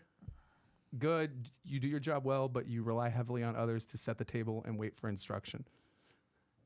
The mindset, you look to external factors to succeed. You take the shots you're supposed to take, but you do not actively take control of unpredictable chaos. The closer, the trait, great. You accept the responsibility of the moment and you want the ball when the game is on the line. That's MJ. you will deliver the winning result when it's demanded of you. However, No, MJ's the cleaner, brother. oh, you still rely on things going according to plan and prefer to operate in familiar structured scenarios. Okay. So, and then the cleaner, the trait unstoppable. Okay. So you take your personal accountability. You take personal accountability for absolutely everything and refuse to accept any excuse, failure, or limit. You don't just wait for a clutch moment. You create it. You are ruthlessly adaptable and dictate the reality Yeah. of the So situation. Tim Grover said that Dwayne Wade was the cleaner on that Heat team. And he worked with Dwayne Wade too. It's an awesome book, and it's one that I should probably revisit again this year. I read it for the third time like a few years ago. My buddy Adam was the one that suggested it, and yeah, I mean, truly, I think Kobe's top 10. I'd entertain top 5, but when people are like he's number 2, I'm like, I just can't, man. When someone's main thing is that he's the closest to the GOAT. That's in no other situation is that, the argument for anybody else. But I still liked Kobe. And I mean, it's like there's a lot of different ways you could measure the greatness of an individual. Like for longevity, obviously LeBron. Yeah.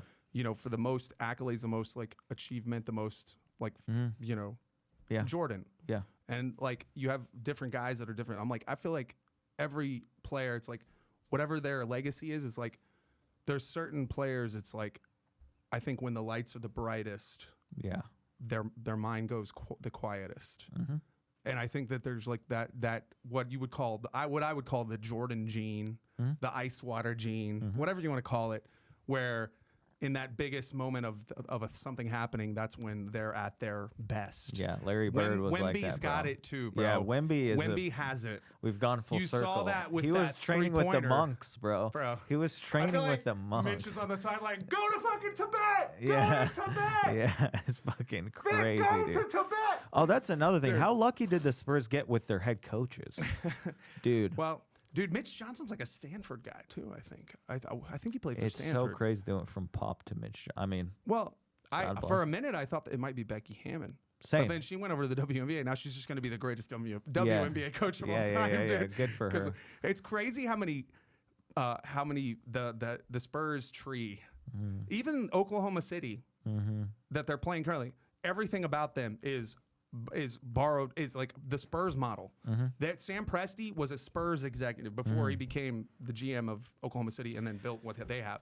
yeah. And all the philosophies he brought to Oklahoma City were the ones he learned in San Antonio. So. And OKC's coach, I forgot his name, but he was with the franchise for a while. He was with OKC for a long time. Mark so, Daigneault. Yeah, so there's something to Same be thing said. with Mitch. Mitch was a video guy for Yeah. the Spurs. Yeah. Like for way before he was ever the coach. Yeah. Or before he was even an All assistant the coach. best coaches were with their franchises. For Eric Spoelstra, he used to be the video guy with the Heat, same. and then he became just one of the best NBA coaches.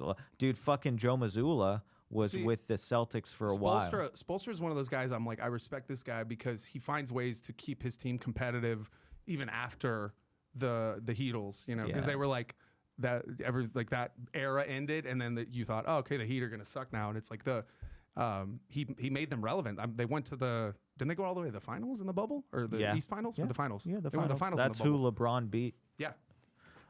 During COVID. And the crazy part too is the aspect of Eric Spoelstra's job that I find the most fascinating is he like kind of works with Pat Riley, who by all accounts I've read is an absolute nightmare to deal with. So if Pat Riley like respects you and is leaving you alone to do your fucking job, you're fucking made man. You're gifted. That was man. the same thing with Brad with the Celtics. Yeah. I thought he was like a boy genius coach, and then now he's, I guess, the GM, right? He pulled the reverse Popovich because Yeah. Popovich started in the front office and became coach.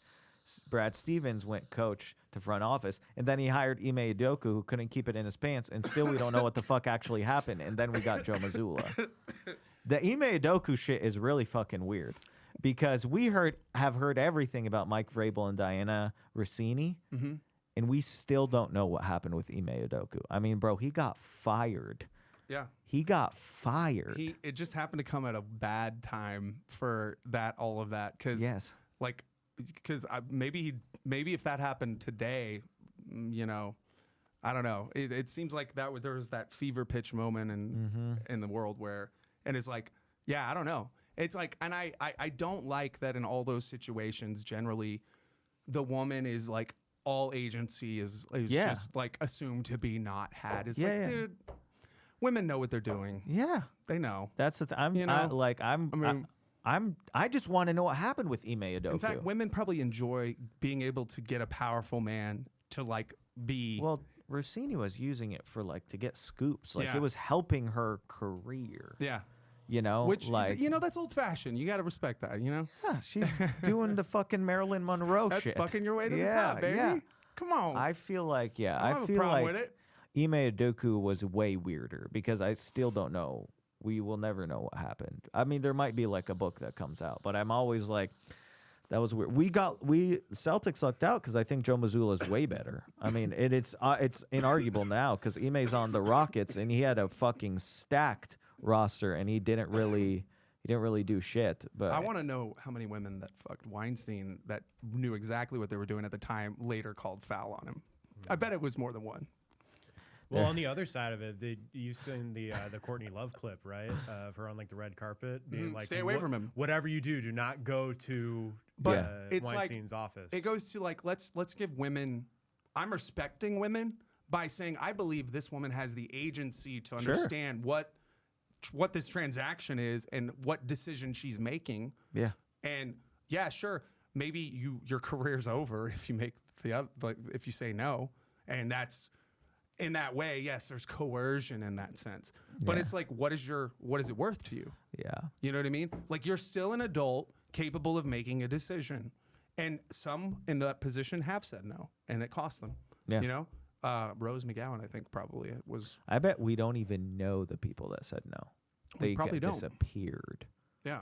They They weren't never relevant because, yes. but it's like that whole like you said with Rossini, it's like it's the same idea, right? Sure. It's like it's a woman that understands like what she's doing Yeah. and using her leverages that she has Dude, there's for her benefits. so many bad clips. Like in retrospect, it's like, what was this lady doing, bro? She's just on TV being horny. Like it's so Dude, crazy. The way Erica Kirk touched JD Vance was Oh yeah, they've already. that picture of think them so? hugging is Yeah. like. Is he married? know, Is yeah. JD Yes, Vance he's married? married with Oh kids. my god, dude. Yes. Yeah. If I were his wife after that, Erica, like, bro, like, bitch, like, Well, JD Vance is crazy because he was one of the first people on record to call Donald Trump a Nazi. And then Peter Thiel showed up and money whipped his boy into the vice presidency, and now it's like. The problem with JD Vance is I don't know if you've heard him like talk. He's a pretty charismatic dude. Yeah. That guy knows how to fucking Yeah. talk. I don't know what he's saying a lot of times, Yeah. but he knows how to talk. And it's really funny because a lot of it is like forgotten. People forget, dude. I guarantee you, dude, there's going to be a trivia question in 20 years or maybe even 10. Who was the vice president during Trump's first presidency? People are not going to be able to answer that. people are don't not know going who to be Dick able Cheney to. is. Yeah. Dude, who's gonna? I barely remember Mike Pence. Do you remember Mike Pence? I Yeah. think he was just kind of He was there. closeted. That was the one thing about him. I just remember him not wanting to have anything to do with Trump. yeah. Really. By just, the end of the stepping presidency, as He was far like, away as possible. I'm out. Bye. Yeah. Dude. that guy had no issue being publicly associated with conversion camps, but wanted nothing to do with Donald Trump. Bro. That's next level. Dude. That's What was I going to say? We were talking about Erica Kirk. I had something. I was like, I don't know. I Erica forgot. Kirk and JD Vance, something. Or Yeah. Well, I lost my train of thought. It's all right. No, I just think it's like with JD Vance, it's like he's no, that's what I was gonna say. Isn't it great that they found Charlie Kirk's murder weapon on Palantir property? Yeah. Dude, How okay. convenient. If you watch the breakdown of that footage and what happened the following 24 hours, it's the weirdest shit. I mean, within a second of him getting shot, his best friend like walks away and starts calling someone on the fucking phone. They immediately clean up and like pave over Yeah. the murder. if you there's cameras There's from the other ballistics, side. like as if ballistics don't It matter. makes no fucking sense, bro. That one, that's like It makes perfect sense if you're looking at to- it as a cover no, up. totally. But the story that was sold to us makes no fucking sense. Occam's razor generally applies, right? Yeah. The simplest explanation is usually Yes. the correct one. Yeah. Right. So Yes. in The this FBI case- couldn't find the guy, but apparently his parents turned him in. Yeah, that's so. Well, fucking my theory weird. is that they understood what was happening, and he was never supposed to make it to trial. I think he was supposed to get killed by the cops in a shootout. Mm-hmm. I think that's the easy, clean exit. Get him done. That's who did it. Nice open and close shut case, right? Instead, I think possibly his people around him understood what was happening. Like, we have to, for your own safety, we need to take you in. Yeah. Like, otherwise, they're going to show up here and they're going to gun you down. Yeah. They're going to be like, look, he has a gun. Yeah. And Yeah. it's, to me, it's like, I think that's why there's no confession, because he didn't go in to confess. He just went in because it's like, oh, I know I'm the suspect here. Yeah. So I need to turn myself in. And but the I'm not footage, confessing bro, to anything. The footage he is didn't. so weird. There's cameras from the other side of it, and there's never a bullet that goes through. It's so weird. Yeah, and by the way, that plant that blew up in Kentucky, was Yeah. it? That makes I love these companies too that are like making bombs, but they're like active energy systems and shit. yeah. It's like it's got like the most benign Yeah, name. yeah. And they're like making like bombs that you strap onto people and Yeah. shit. It's like, oh, okay. Yeah. Dude, that facility blew up. And like 16 people died. You didn't see it anywhere on the news. No. Anywhere. It's real. That's a big deal. It's a really big deal. And that's, again, another one of the 500 distractions we're going to get as things just keep getting fucked up. We're just on. That's why nowadays I'm like, yeah. I think though that's what happened. I think he had some sort of mic on or something. I think his mic shot him. I think it was supposed to. I think it malfunctioned maybe or something. But like, I think it was. Yeah, that was the whole thing. Because when you look at the footage, I mean, like his shirt like explodes up. It's like if this guy got hit, and that's the other thing by the supposed weapon. We're talking about a 30-06.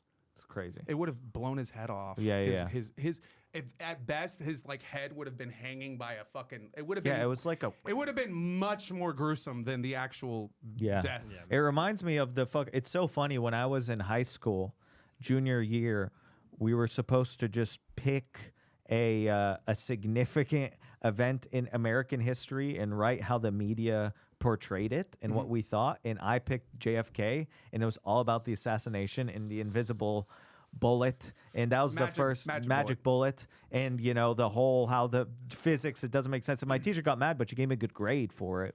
And the narrative around Charlie Kirk and how he got shot and the way his head moved and the way his skin opened, it reminds me so much of that. No. I mean, have you seen I think the driver shot JFK. That was the Well, most recent thing. I don't think a driver shot him. I think he was probably shot by multiple gunmen, dude. I think he probably got hit by different guns. There I was think one of recent footage. Wasn't there recent footage of JFK that came? There was some kind of recent documentary what that I do showed. think happened, why they edited the Zapruder film. There's frames missing from the Zapruder film that have never been released to this day, and it's because that the fucking motorcade like slowed down as he was Yeah. getting shot. Yeah. It didn't speed up; they slowed down. Yeah. So what the fuck? Yeah. What the fuck? Actual fuck? Are you talking? How are you going to slow down? I could have sworn there was something that But came they out knew recently. that if you saw them slow down, everybody would be like, "Why the fuck would you slow down when you're doing the opposite? You should be doing the opposite. You should be like hitting the." I've fucking always gas. felt like it was probably Jackie that set him up to get killed because he's just openly cheating on her with Marilyn Monroe. I mean, like at a certain point, she has to be like, "I'm just gonna fucking kill this No, guy." no, This fucking prick. no, you know? no. Just get him outta Jackie, here. Jackie showed the grief Erica should show, Totally, right? totally. Like look at As Jackie far as we Kennedy. know. That's what we would all expect a widow to look like, right? She looked traumatized as fuck. I mean, granted, what's her face? Erica wasn't sitting next to Charlie when he Right. got shot, but shot. Yeah. But Got assassinated. but like, yeah, that it's just like that's where I think the thing for me with Erica, especially, it's so you're like something's you talk about gut feeling or like something's not right about this person. They're not they're not trustworthy. If you're They don't watching seem Erica trustworthy. Kirk and you go, that makes sense, you gotta fucking check yourself, bro. you gotta detox or something or because you're your just gut not is paying off. attention enough to even look. You're just buying the narrative. Or you're being yeah, told. or you're like so desperate to have your worldview fortified, where if you like question her, it would crush your entire. Like if you're like a Turning Point Yeah. USA fan, or for some reason you're such a hardcore feminist that you think the narratives against Erica are because she's a woman, or who knows. If you're not weirded out and freaked out by Erica, you need to fucking check yourself Yeah. because it's something. I mean, if your life really gets better when you don't even start questioning why certain people are freaking you out. You just go, you're freaking me out. I'm going to stay away from you. My life has gotten substantially better when I just go, you're freaking me out. I'm going to stay away from you. I think that the public has been saying that because their events have been free events. Yeah. They're not getting anybody. No. And it's like because I know these like chapters around different chapters in universities, Yeah. big universities, pulling out, like rebranding, Yeah. all of this because they're going, wait a second. Like Yeah. we know what Charlie was doing. Yeah. And we're seeing what y'all are doing now. And we see that these are not congruent. And we now understand that this entire organization has been hijacked by Zionists Yeah.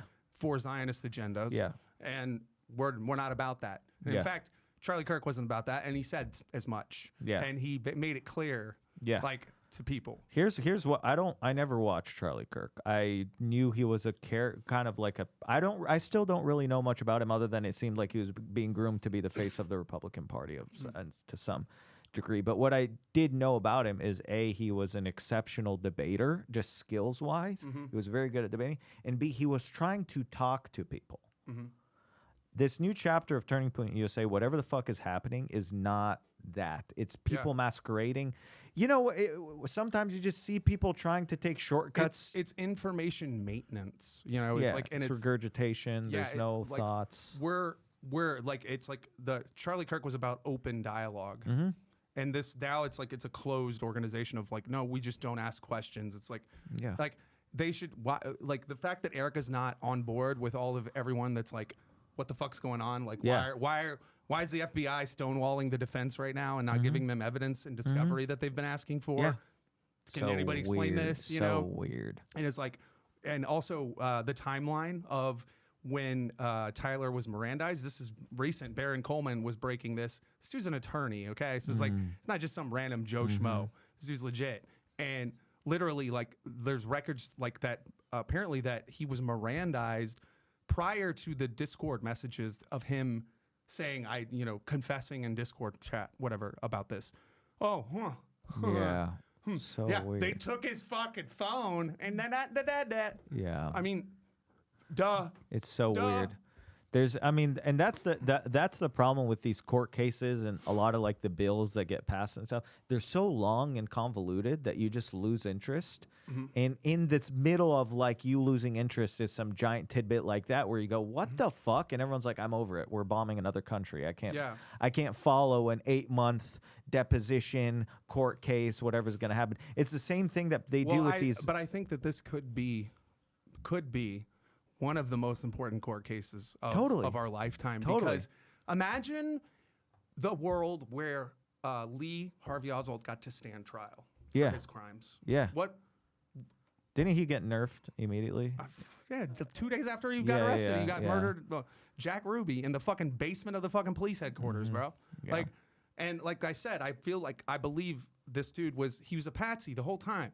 He might have been involved. He might have been like he was a useful idiot, right? And so you bring in a useful idiot that has no idea they're the fall guy, and like by the time everything starts connecting the dots, who knows? And there could be stuff that he did that we don't know yet. I don't know, but it's like ultimately, like I feel like him going to trial, like the evidence will have to be presented, and there doesn't seem to be any much evidence that like you could say he was the shooter. I mean, other than finding First of all, that a fucking shot murder was weapon insane. on Palantir property. Yeah. That shot that they were accusing him of is expert shit. You got to find proof that guy can shoot a gun like that. Well, and it goes back to the caliber of weapon he was using. This wasn't no fucking 22. It's a 30-06. This thing kills big game. Yeah. I've shot 30-06 before. It's a fucking big ass weapon, dude. And it like How did he get it on site? in his pants. No. Fuck. That's the thing. It's like none of this makes any And he sense. assembled it, and then he disassembled it, and he left a screwdriver, but then he reassembled it And it's to put it on Palantir property. And the problem is, And as he soon wrote as on you, his bullets. Bro. That was all I needed when I heard the bullets. I was like, oh, this is all bullshit. As soon, this bro, is all bullshit. And the problem is, as soon as you start questioning this shit, people go, "Oh, so you love Charlie Kirk?" It's like, no, I just don't I understand think what's you happening. should be a little weirded out that Yes. your own FBI is manufacturing evidence from all like there is no evidence. We're not seeing any evidence, and they're not giving the defense team for the accused assailant any sort of information for them to be able to create a defense for him. What the fuck's happening? Why did they confiscate the hospital videos that Charlie Kirk was taken to? Yeah. Why? Yeah. It's so weird, man. Why? Oh man. It doesn't make sense. But yet Yeah. they paved over the fucking crime scene days later. I think But they the next confiscated day. videos from the hospital because Bro. that was needed evidence. But the crime scene itself. As soon as he got shot, someone took the microphone. Do you see that? When he fell, they took the microphone off him. Well, and they took. Did they Yeah. play that? You can't find that footage. No, you can't find the anywhere. footage Really? Is this anywhere. Yeah. legit though? Oh, dude, because I remember the day that it happened, where they tried to keep it going. It's like, oh, he's in like critical condition, but he's still alive. But then the video went viral. Everybody who was online saw it that day. It was like, oh no, that guy's fucking dead. Yeah, like They there's s- no. I thought he was dead chance. immediately. I was surprised that the narrative was like he's in critical. I'm like, did I not see him die? Like, Yeah. what the fuck? A deadly amount of blood came out of his body Immediately. like immediately. Yeah, and in a way know? that you're not gonna stop it. You're not gonna patch. But yeah, it was weird, dude. If you can find a slow breakdown of the, I don't know if we need to play, but they take the fucking mic because that's the thing. The lapel thing is the thing that they're saying. That's the main culprit of what happened. Yeah. Is I want to see if you can find does that Reddit maybe or Yep. 4chan? I'll see if I can find it, but I will say I have looked for this video before, days after that it happened, Yeah. and So you can't find it anywhere. wait. dude. So you remember seeing that whenever it I remember seeing the video when it happened because I go on Reddit first thing in the morning. Charlie Kirk shot, microphone taken. microphone aftermath. I'll just do microphone. Yeah. Graphic videos. Let me see if this is CBS. So I have no idea. No, Now within minutes You're not other gonna, than- CBS is not gonna They're not gonna- I figured they might at least show like the prior to the shooting. fucking BlackRock. All of Black them are Rock debunking approved. it. Yeah, well, of course they are. Yeah, man. That's how it works. No, but I mean, like, exploding. Like there's a bunch of like debunked Yeah. stuff, but it's like you should type in removal because it's like Charlie Kirk shot microphone removal. It's like after the shooting video. So you see, there was like it already. See, that's why you know Is somebody there, else has like- watched that. Yeah, is there like a video of it or like images? yeah. Let's see images. You need like the cleanup thing. There, I just remember. I wish I could remember where the video, because this is really fucked. Is that you don't the way that yeah, it's the way that they immediately started cleaning up the area is fucking unnerving and weird. Yeah, well, the dude took the video or the SD card out of the camera like, Yes. almost immediately. Yes. And it was like, Yeah, I'm just going for the raw video. yeah, I mean, it's like, that was another one where it's like, Yeah. Yes, I'm over. Come on. I don't want to see the blood part, but I just don't the either. I want to immediate see aftermath. the yeah. Yeah, because I don't know. Just I'm view- not that's- showing this on the. That's on the I was Yeah. like, that's cast. definitely not going to be good. No. We can't put that out on All right, anything. if y'all But- want to see it, I'm gonna click it. So we'll Okay. see. But I mean, like, I'm not. Yeah, here they're we not go. gonna show. They're not gonna show the cleanup part. I don't want to. I don't want to see the blood coming out. I'm like, I just like show the immediate Yeah, aftermath. that's- You can't see shit. No, Yeah, you can't. because it's just how this was filmed. Like you can't see over the. Weren't there shoulder. like a bajillion videos of Yeah, him there's getting? There were a billions. ton, yeah. Yeah. So of where have they the all gone? Thing getting cleaned up. They're all scrubbed from the internet because I saw it on Twitter first, and then you go to the same post, and it's not there anymore. Really? Because that was a huge part of the Yeah. backlash too of when it happened, is like how quickly that video spread and how many people saw it without even like intending, like searching it out. Because to there see was it. a video that I saw that was so weird. Is some guy was stealing the merch that blood was on? Because I he was saw at a that, yeah. table with a bunch of shirts, and some guy was just stealing the shirts with the blood on them. Dude. He was a TikTok guy. But that footage, as he was stealing them, you see in the background people starting to clean shit up. And it's so weird. If you like, I wish you could see, it's like from the corner, so you can see everything. And if you really break down what they're doing as this guy is shot, it's not to resuscitate him. They're cleaning some shit up. They're cleaning some You shit should up. Google Charlie Kirk shooting immediate aftermath.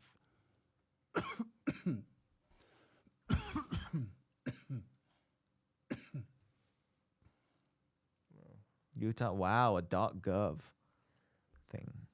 Examining Go the to opinion. Go to videos though, because we're looking for videos. Let's see. Hopefully this comes up with something. Witness, no. Type in immediate. Oh, video aftermath. shows immediate after. Maybe that one Maybe yeah. on Facebook. Oh, fuck you. Oh, maybe. Oh yeah, this is when he was getting rushed to the car. See, no, I'm talking about like immediate. This is like Oh, wait. Yeah, maybe this might show. Okay, where? Come on, dude. Go back to the. You know the videos I'm looking for. It's I know like exactly what you're talking Yes. about. no, yeah. Well, there's a guy that removes the. Candace put that out. Like, there's a guy that removes the fucking SD card. Mm-hmm. And they start cleaning it up. Really fucking weird. Yeah.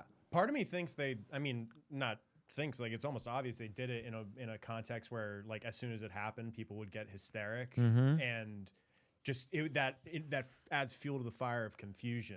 Yeah. Like what happened, all these different angles and all these different people around doing something. It seemed like everyone around him already had a thing that they had to do.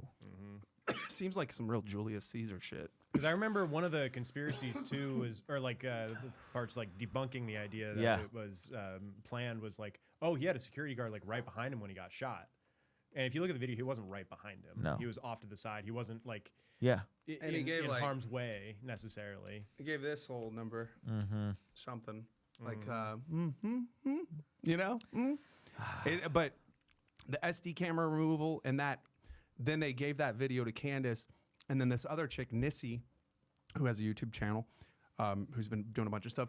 She caught what even Candace hadn't caught, which was that they had cropped it before they sent it to her. It was like every other event that he had done. When you go back, and she did a comparison of like a shitload of different events, all with that same camera mounted the same place, right? And the angle of that video was much wider. So they had minimized that Yeah. for some reason. Yeah. And so Candace is like, why would it be, not the full, Yeah. like, what are they hiding, Yeah. And it's like the little things like that where you're like, because it's like, if it was truly like as like simple as they're saying, they should be willing to like want to put out any and all like information about it. They don't care because it's like, yeah, we know who did it, but it's like the whole narrative around the whole situation. I don't even know if I Brady. fully know who did it, but I know who didn't. Yeah. It's the guy that's in court right now. I know that you think they got rid of MK Ultra in the Yeah. 60s Yeah. or whatever. Do you think that doesn't exist I anymore? know what the Vegas odds, It's if you had called to something bet else. on who killed Charlie Kirk, I know who the number one option would be. I know who the odds on favor would Yeah? be, but I don't. Is it a country that we know of? A certain place? It's just- Or maybe like their Secret it's Service just- possibly? Yeah. It's, Who's actually known globally as maybe like the all-time they're leaders so in next level. in It's political fucking- assassinations. They're They're like, Dude. it's their the It's fun like one. bread and butter. It's their signature dish. It's their Big Mac.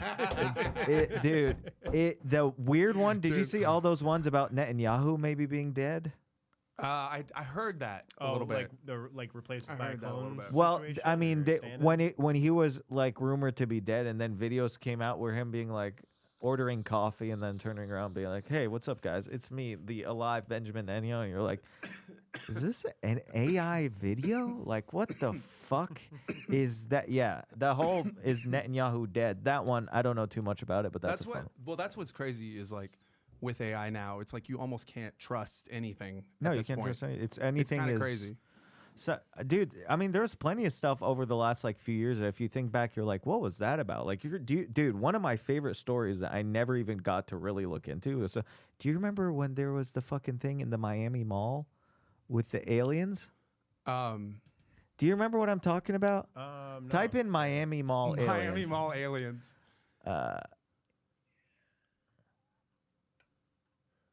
Yeah. What's so crazy is they said, okay, here's the fucking, okay. They said it was a brawl among 50 juveniles, whatever. If you view the footage of the police coming to the scene, there's literally like 200 cops flying to the scene. It's really... So what was the incident? How the 50 juveniles? No one knows. No, it's A there's large no... brawl broke out among a group of Type 50? in Miami Mall aliens cop footage. Yeah, let's see if we can go to videos. See, no, there's videos of like cops going to the scene. Oh yeah, I remember that. Yeah, dude, look how many fucking remember cops that. are there, and you're telling me it's because didn't of realize it was- teens? I realized it was aliens. That Yes, was the whole thing. So wait, 10-foot shadow aliens are in the mall. click on the one that's 259. That one. Yeah, the Miami that part. one. Yeah, Yeah. that one. I wanna. So here's one video that was circulating right after it happened, and it's unconfirmed where this came from, but it is pretty interesting looking. People are freaking out in the mall at what they're So we seeing. have the Miami PD saying that they sent all of their police Bro, over a look group of at teenagers all those rioting and cops. setting off You're telling me it's fireworks, because there's which then teenagers. scared everyone to thinking it was an active shooter. And then we have multiple witnesses saying that they saw 9 to 10 foot creatures walking around the mall that were definitely not human, and that police were shooting at them and even took their cell phones and made them delete any video or photos that they had taken. And apparently that's why there's so little footage of all of this, except for people who are up in high rises like this. And also people were panicking, but as we've seen in my other videos, someone's always filming, even in the worst situation. And they said The aliens were reportedly shopping at Abercrombie. yeah, they're just at Lululemon. That's all the aliens were doing, and that's why there's 200 police officers in Miami zooming to the mall. Dude, it's sometimes just aliens kids. need to go to the Gap, dude, or Dude. Express. I mean, come Yeah, on. you know, they're learning about white girl culture. Did you ever hear the story? Nordstrom's. Did you ever hear the story of why Lululemon is called Bro, that's- Lululemon? Oh yeah, because they thought it would sound dumb, right? Or No, something? the founder doesn't like Asians, Oh, that's right. Yeah, I and remember it's a hard thing for them to pronounce. Lululemon. Yeah, the Lululemon founder doesn't like Asians. What? Yeah. No. Yeah. He doesn't like Yeah, fat yeah, people. yeah. Doesn't like that's a fat real people thing. I have either. heard this Yeah, before. yeah. Yes. Doesn't like fat people either. Yeah, Lululemon, which means you think he'd love Asians. So a fat Asian's probably the person he really hates. But with the explicit intention of using, he believes this will make the brain sound an exotic to Japanese. That's one way to frame it, is it would sound exotic to Yeah. Japanese. No, he just Exotic. didn't like. Yeah, it's a made up thing. Lululemon. Home rush. Home rush. Oh my god, it's crazy, bro. Ruru Rimmon. Yeah, it notoriously admitted in interviews that he deliberately chose the name because he found it funny to watch Japanese people try to pronounce the L sound. Not even a fucking conspiracy, bro. This guy, they kept giving him a chance to correct himself, and he goes, "No, I just want to hear Japanese people try to say it." It's crazy. It's crazy. They're That's like, "Are you fucking sure?" great. He's like, "No, I'm dead serious. Bro, That's why I named it." One of my That alien shit in Miami though is kind of crazy. Yeah, it's no, that's one of my favorite ones. That and all those aliens above New Jersey. How many people were there that said like that? They Oh, saw I some mean, shit like dude, that? who knows? Because then it got relegated to TikTok, and then you never really know. But what were you saying? Well, I was going to say, I would like to share my favorite conspiracy Please. theory, and it is how 9/11 caused 50 Shades of Grey. I don't know if you guys Oh. have heard that one before. dude. No, Oh, it's great. Dude, the Big Lebowski, dude, 9/11. really? On the check when George Bush is on television at the beginning of Big Lebowski, and he's buying a carton of milk and writing a check for like 69 cents. It's the date of the check is September 11th. Wow. And that's a butterfly. Yeah. Interesting. So Gerard Way of My Chemical Romance was inspired to start the band after witnessing the 9/11 attacks, which then inspired the writer Stephanie Meyer to write Twilight, the lyrics of My Chemical Romance. 50 Shades of Grey started out as a fanfic of Twilight. So we have 9/11 to That's thank not, for you know what? 50 Shades of Grey. It's Just like it's like a Rube Goldberg machine. And the beginning marble is 9/11, and it ends with fucking 50 Shades of Grey. There's another one where like the O.J. Simpson. It's like 7 degrees of Kevin Bacon for fucking. Isn't tragedy. there one where like O.J. Simpson created the Kardashians or 7 something? degrees of 9/11? I feel like I've heard something like Because that. I think O.J. Simpson causing the Kardashians is one. O.J. Simpson caused the Kardashians because her dad. Yes. Because they got money because the Kardashians' dad was like the lawyer. Yeah, it had something to do with the. And then they got the money, and Caitlyn Jenner, or sorry, Kris Jenner. Which one is? Which one? I was about to say which one's the woman. Which one's the mom? Or wait, you know what I'm saying? That one, yes. Yeah. It's not that they're trans now; it's that all their names begin with K. Yeah. Wow. Dude. Yeah, it is nuts. That's, bro. Yeah, that's crazy that like that whole thing I started. always like the with butterfly effect ones. I also like the time conspiracies where it's like we. Have you seen those? It's like we live closer to Cleopatra than Cleopatra lived to the beginning of the pyramids. My favorite one of that Yeah. is the time between when the Wright brothers took their first flight and the time we landed on the moon is the same amount of time from when we landed on the moon to now, Wow. which is insane. Yeah. Yeah. That's unbelievable. Uh-huh. That's fucking With how weird. quickly that, Yeah, and a lot yeah. of that does have to do How with the quickly fact that, that- there are 2 world wars. Yeah, how And- quickly that happened, and then how we didn't do anything after that. Yeah. Well, We've gone back. Now a you couple see times. why they thought we would have flying cars, and we have Elon Musk. dude. Yeah, we went to the moon. All right. Yeah, it's Stanley Kubrick. You know what's crazy? Do you know we are 10 times closer in net worth to Bill Gates than Bill Gates is to Elon Musk? Damn. Because Elon Musk, you know what Elon Musk's net worth is right now? If you had to guess. Is he gonna be our first trillionaire? What do you think his net worth is right now? I'm gonna say 500 billion. Okay, what do you think? I would say 800 billion. Yeah, I think let's see if I think he's 870 billion. No That's shit. what I think. No shit, Yeah. bro. Let's see. This is what we'll end it. 839 billion. Damn, yeah. In Bill Gates is like 80 billion. Bro, So we're 80 billion away from Bill Gates, dog, and Bill Gates is a tenth of the way to Elon. It supports my fucking theory, bro. He's the Antichrist. Only the devil could The get first that much, though. trillionaire? Yeah, it's crazy. He's gonna be the first trillionaire, dude. Plus, he talks funny. Dude, I mean, who's gonna get to a trillionaire before him? No one. No. Yeah. Well, I mean, there are probably trillionaires that exist, but their assets are all hidden and But, protected, like- you know? But like, His face is nobody so wants scary, to say this, man. dude. Trillion. Nobody Yeah. wants to call somebody a trillionaire. Yeah. We don't even like billionaires. Yeah. He's I gonna like have more millionaire- money. yeah. He's gonna have more money, He- I think, than like European countries. Full countries, But yes, like, yeah, here's sure. the thing. Okay, can we like arbitrarily like pick a number, right? Like you won capitalism. Yeah. And it's like You a won money. It's like Yeah. a trillion. Yeah. Like, we like you don't maxed get out. you don't get any more money. The system doesn't let you have any more after a trillion. You just everything you make now goes somewhere else. He's a trillionaire, Bro. Once SpaceX goes public, he's gonna smash that number. Oh, he might have like 100%, 2 yeah. trillion. When is SpaceX isn't public? SpaceX IPO, I think, is in June. We can end with this, Fuck. and I think they might merge with God Tesla. At some damn point. it.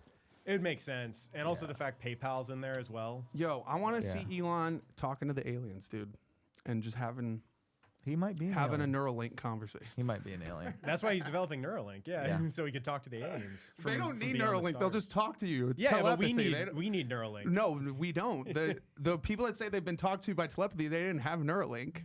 They didn't. Yeah, and there's I don't. I'm Yeah. good on Neuralink. Hopefully, I'm dead by the time. no, it's a I'm thing. fuck Neuralink. Yeah. That's like that is the where we're headed. Like, yeah, dude, Elon is not. Elon's great at like, hey, I'm cool. Look at me, I'm Elon. Hey. His public perception has shifted a ton because there Yeah, was a he's a time where he was fucking universally weirdo. like, oh, he's the cool science guy. Like he's taking to space. He's working on electric cars. Didn't he and get then- caught cheating at video games or something? He like did. Yeah, it was Diablo. Diablo. Yeah. He was like the #1 Diablo player in the world, and then people watch him, and you're like, he sucks at this game. Mm-hmm. He's just paying someone to play Diablo for him. so he can be number one. Which has to be like top level. what a So dick. sad. What a Maybe the douche. biggest nerd spaz that's ever existed. Yeah. Bro, if you'll lie about Diablo, though, you know what I mean? You lie about anything. Lie about I anything. mean, that's actually kind of crazy to be that person that would. Well, 'cause it it's- shows how much it's ego like he a has comic. If invested it's in like it, yeah. if somebody else wrote a joke for you and that joke kills, it's nice, but you don't feel the same way. No. You don't feel the same Unless you're a payoff. psycho, Yeah, that you feel if you wrote the dope joke that kills. You know what I mean? which is why it's kind of crazy that certain roasters who don't write their own jokes walk around like they're the greatest comedians alive. Now we can. Now we can. Well, thank you Hey. for being on the Hey. cast Yes. today. Yeah, no, was a bro, fun thank time. you. Of course. Dude, where can people find you, by the way? At it's Tabet. That's it. ITSTABET. That's what we're working on. Come see That's a me. great social media handle, too. It's Tabet. That's it. It's Nice and Tabet. simple. It's Tabet. It's Tabet. Robert Tabet. Robert Tabet. Bro, Listen.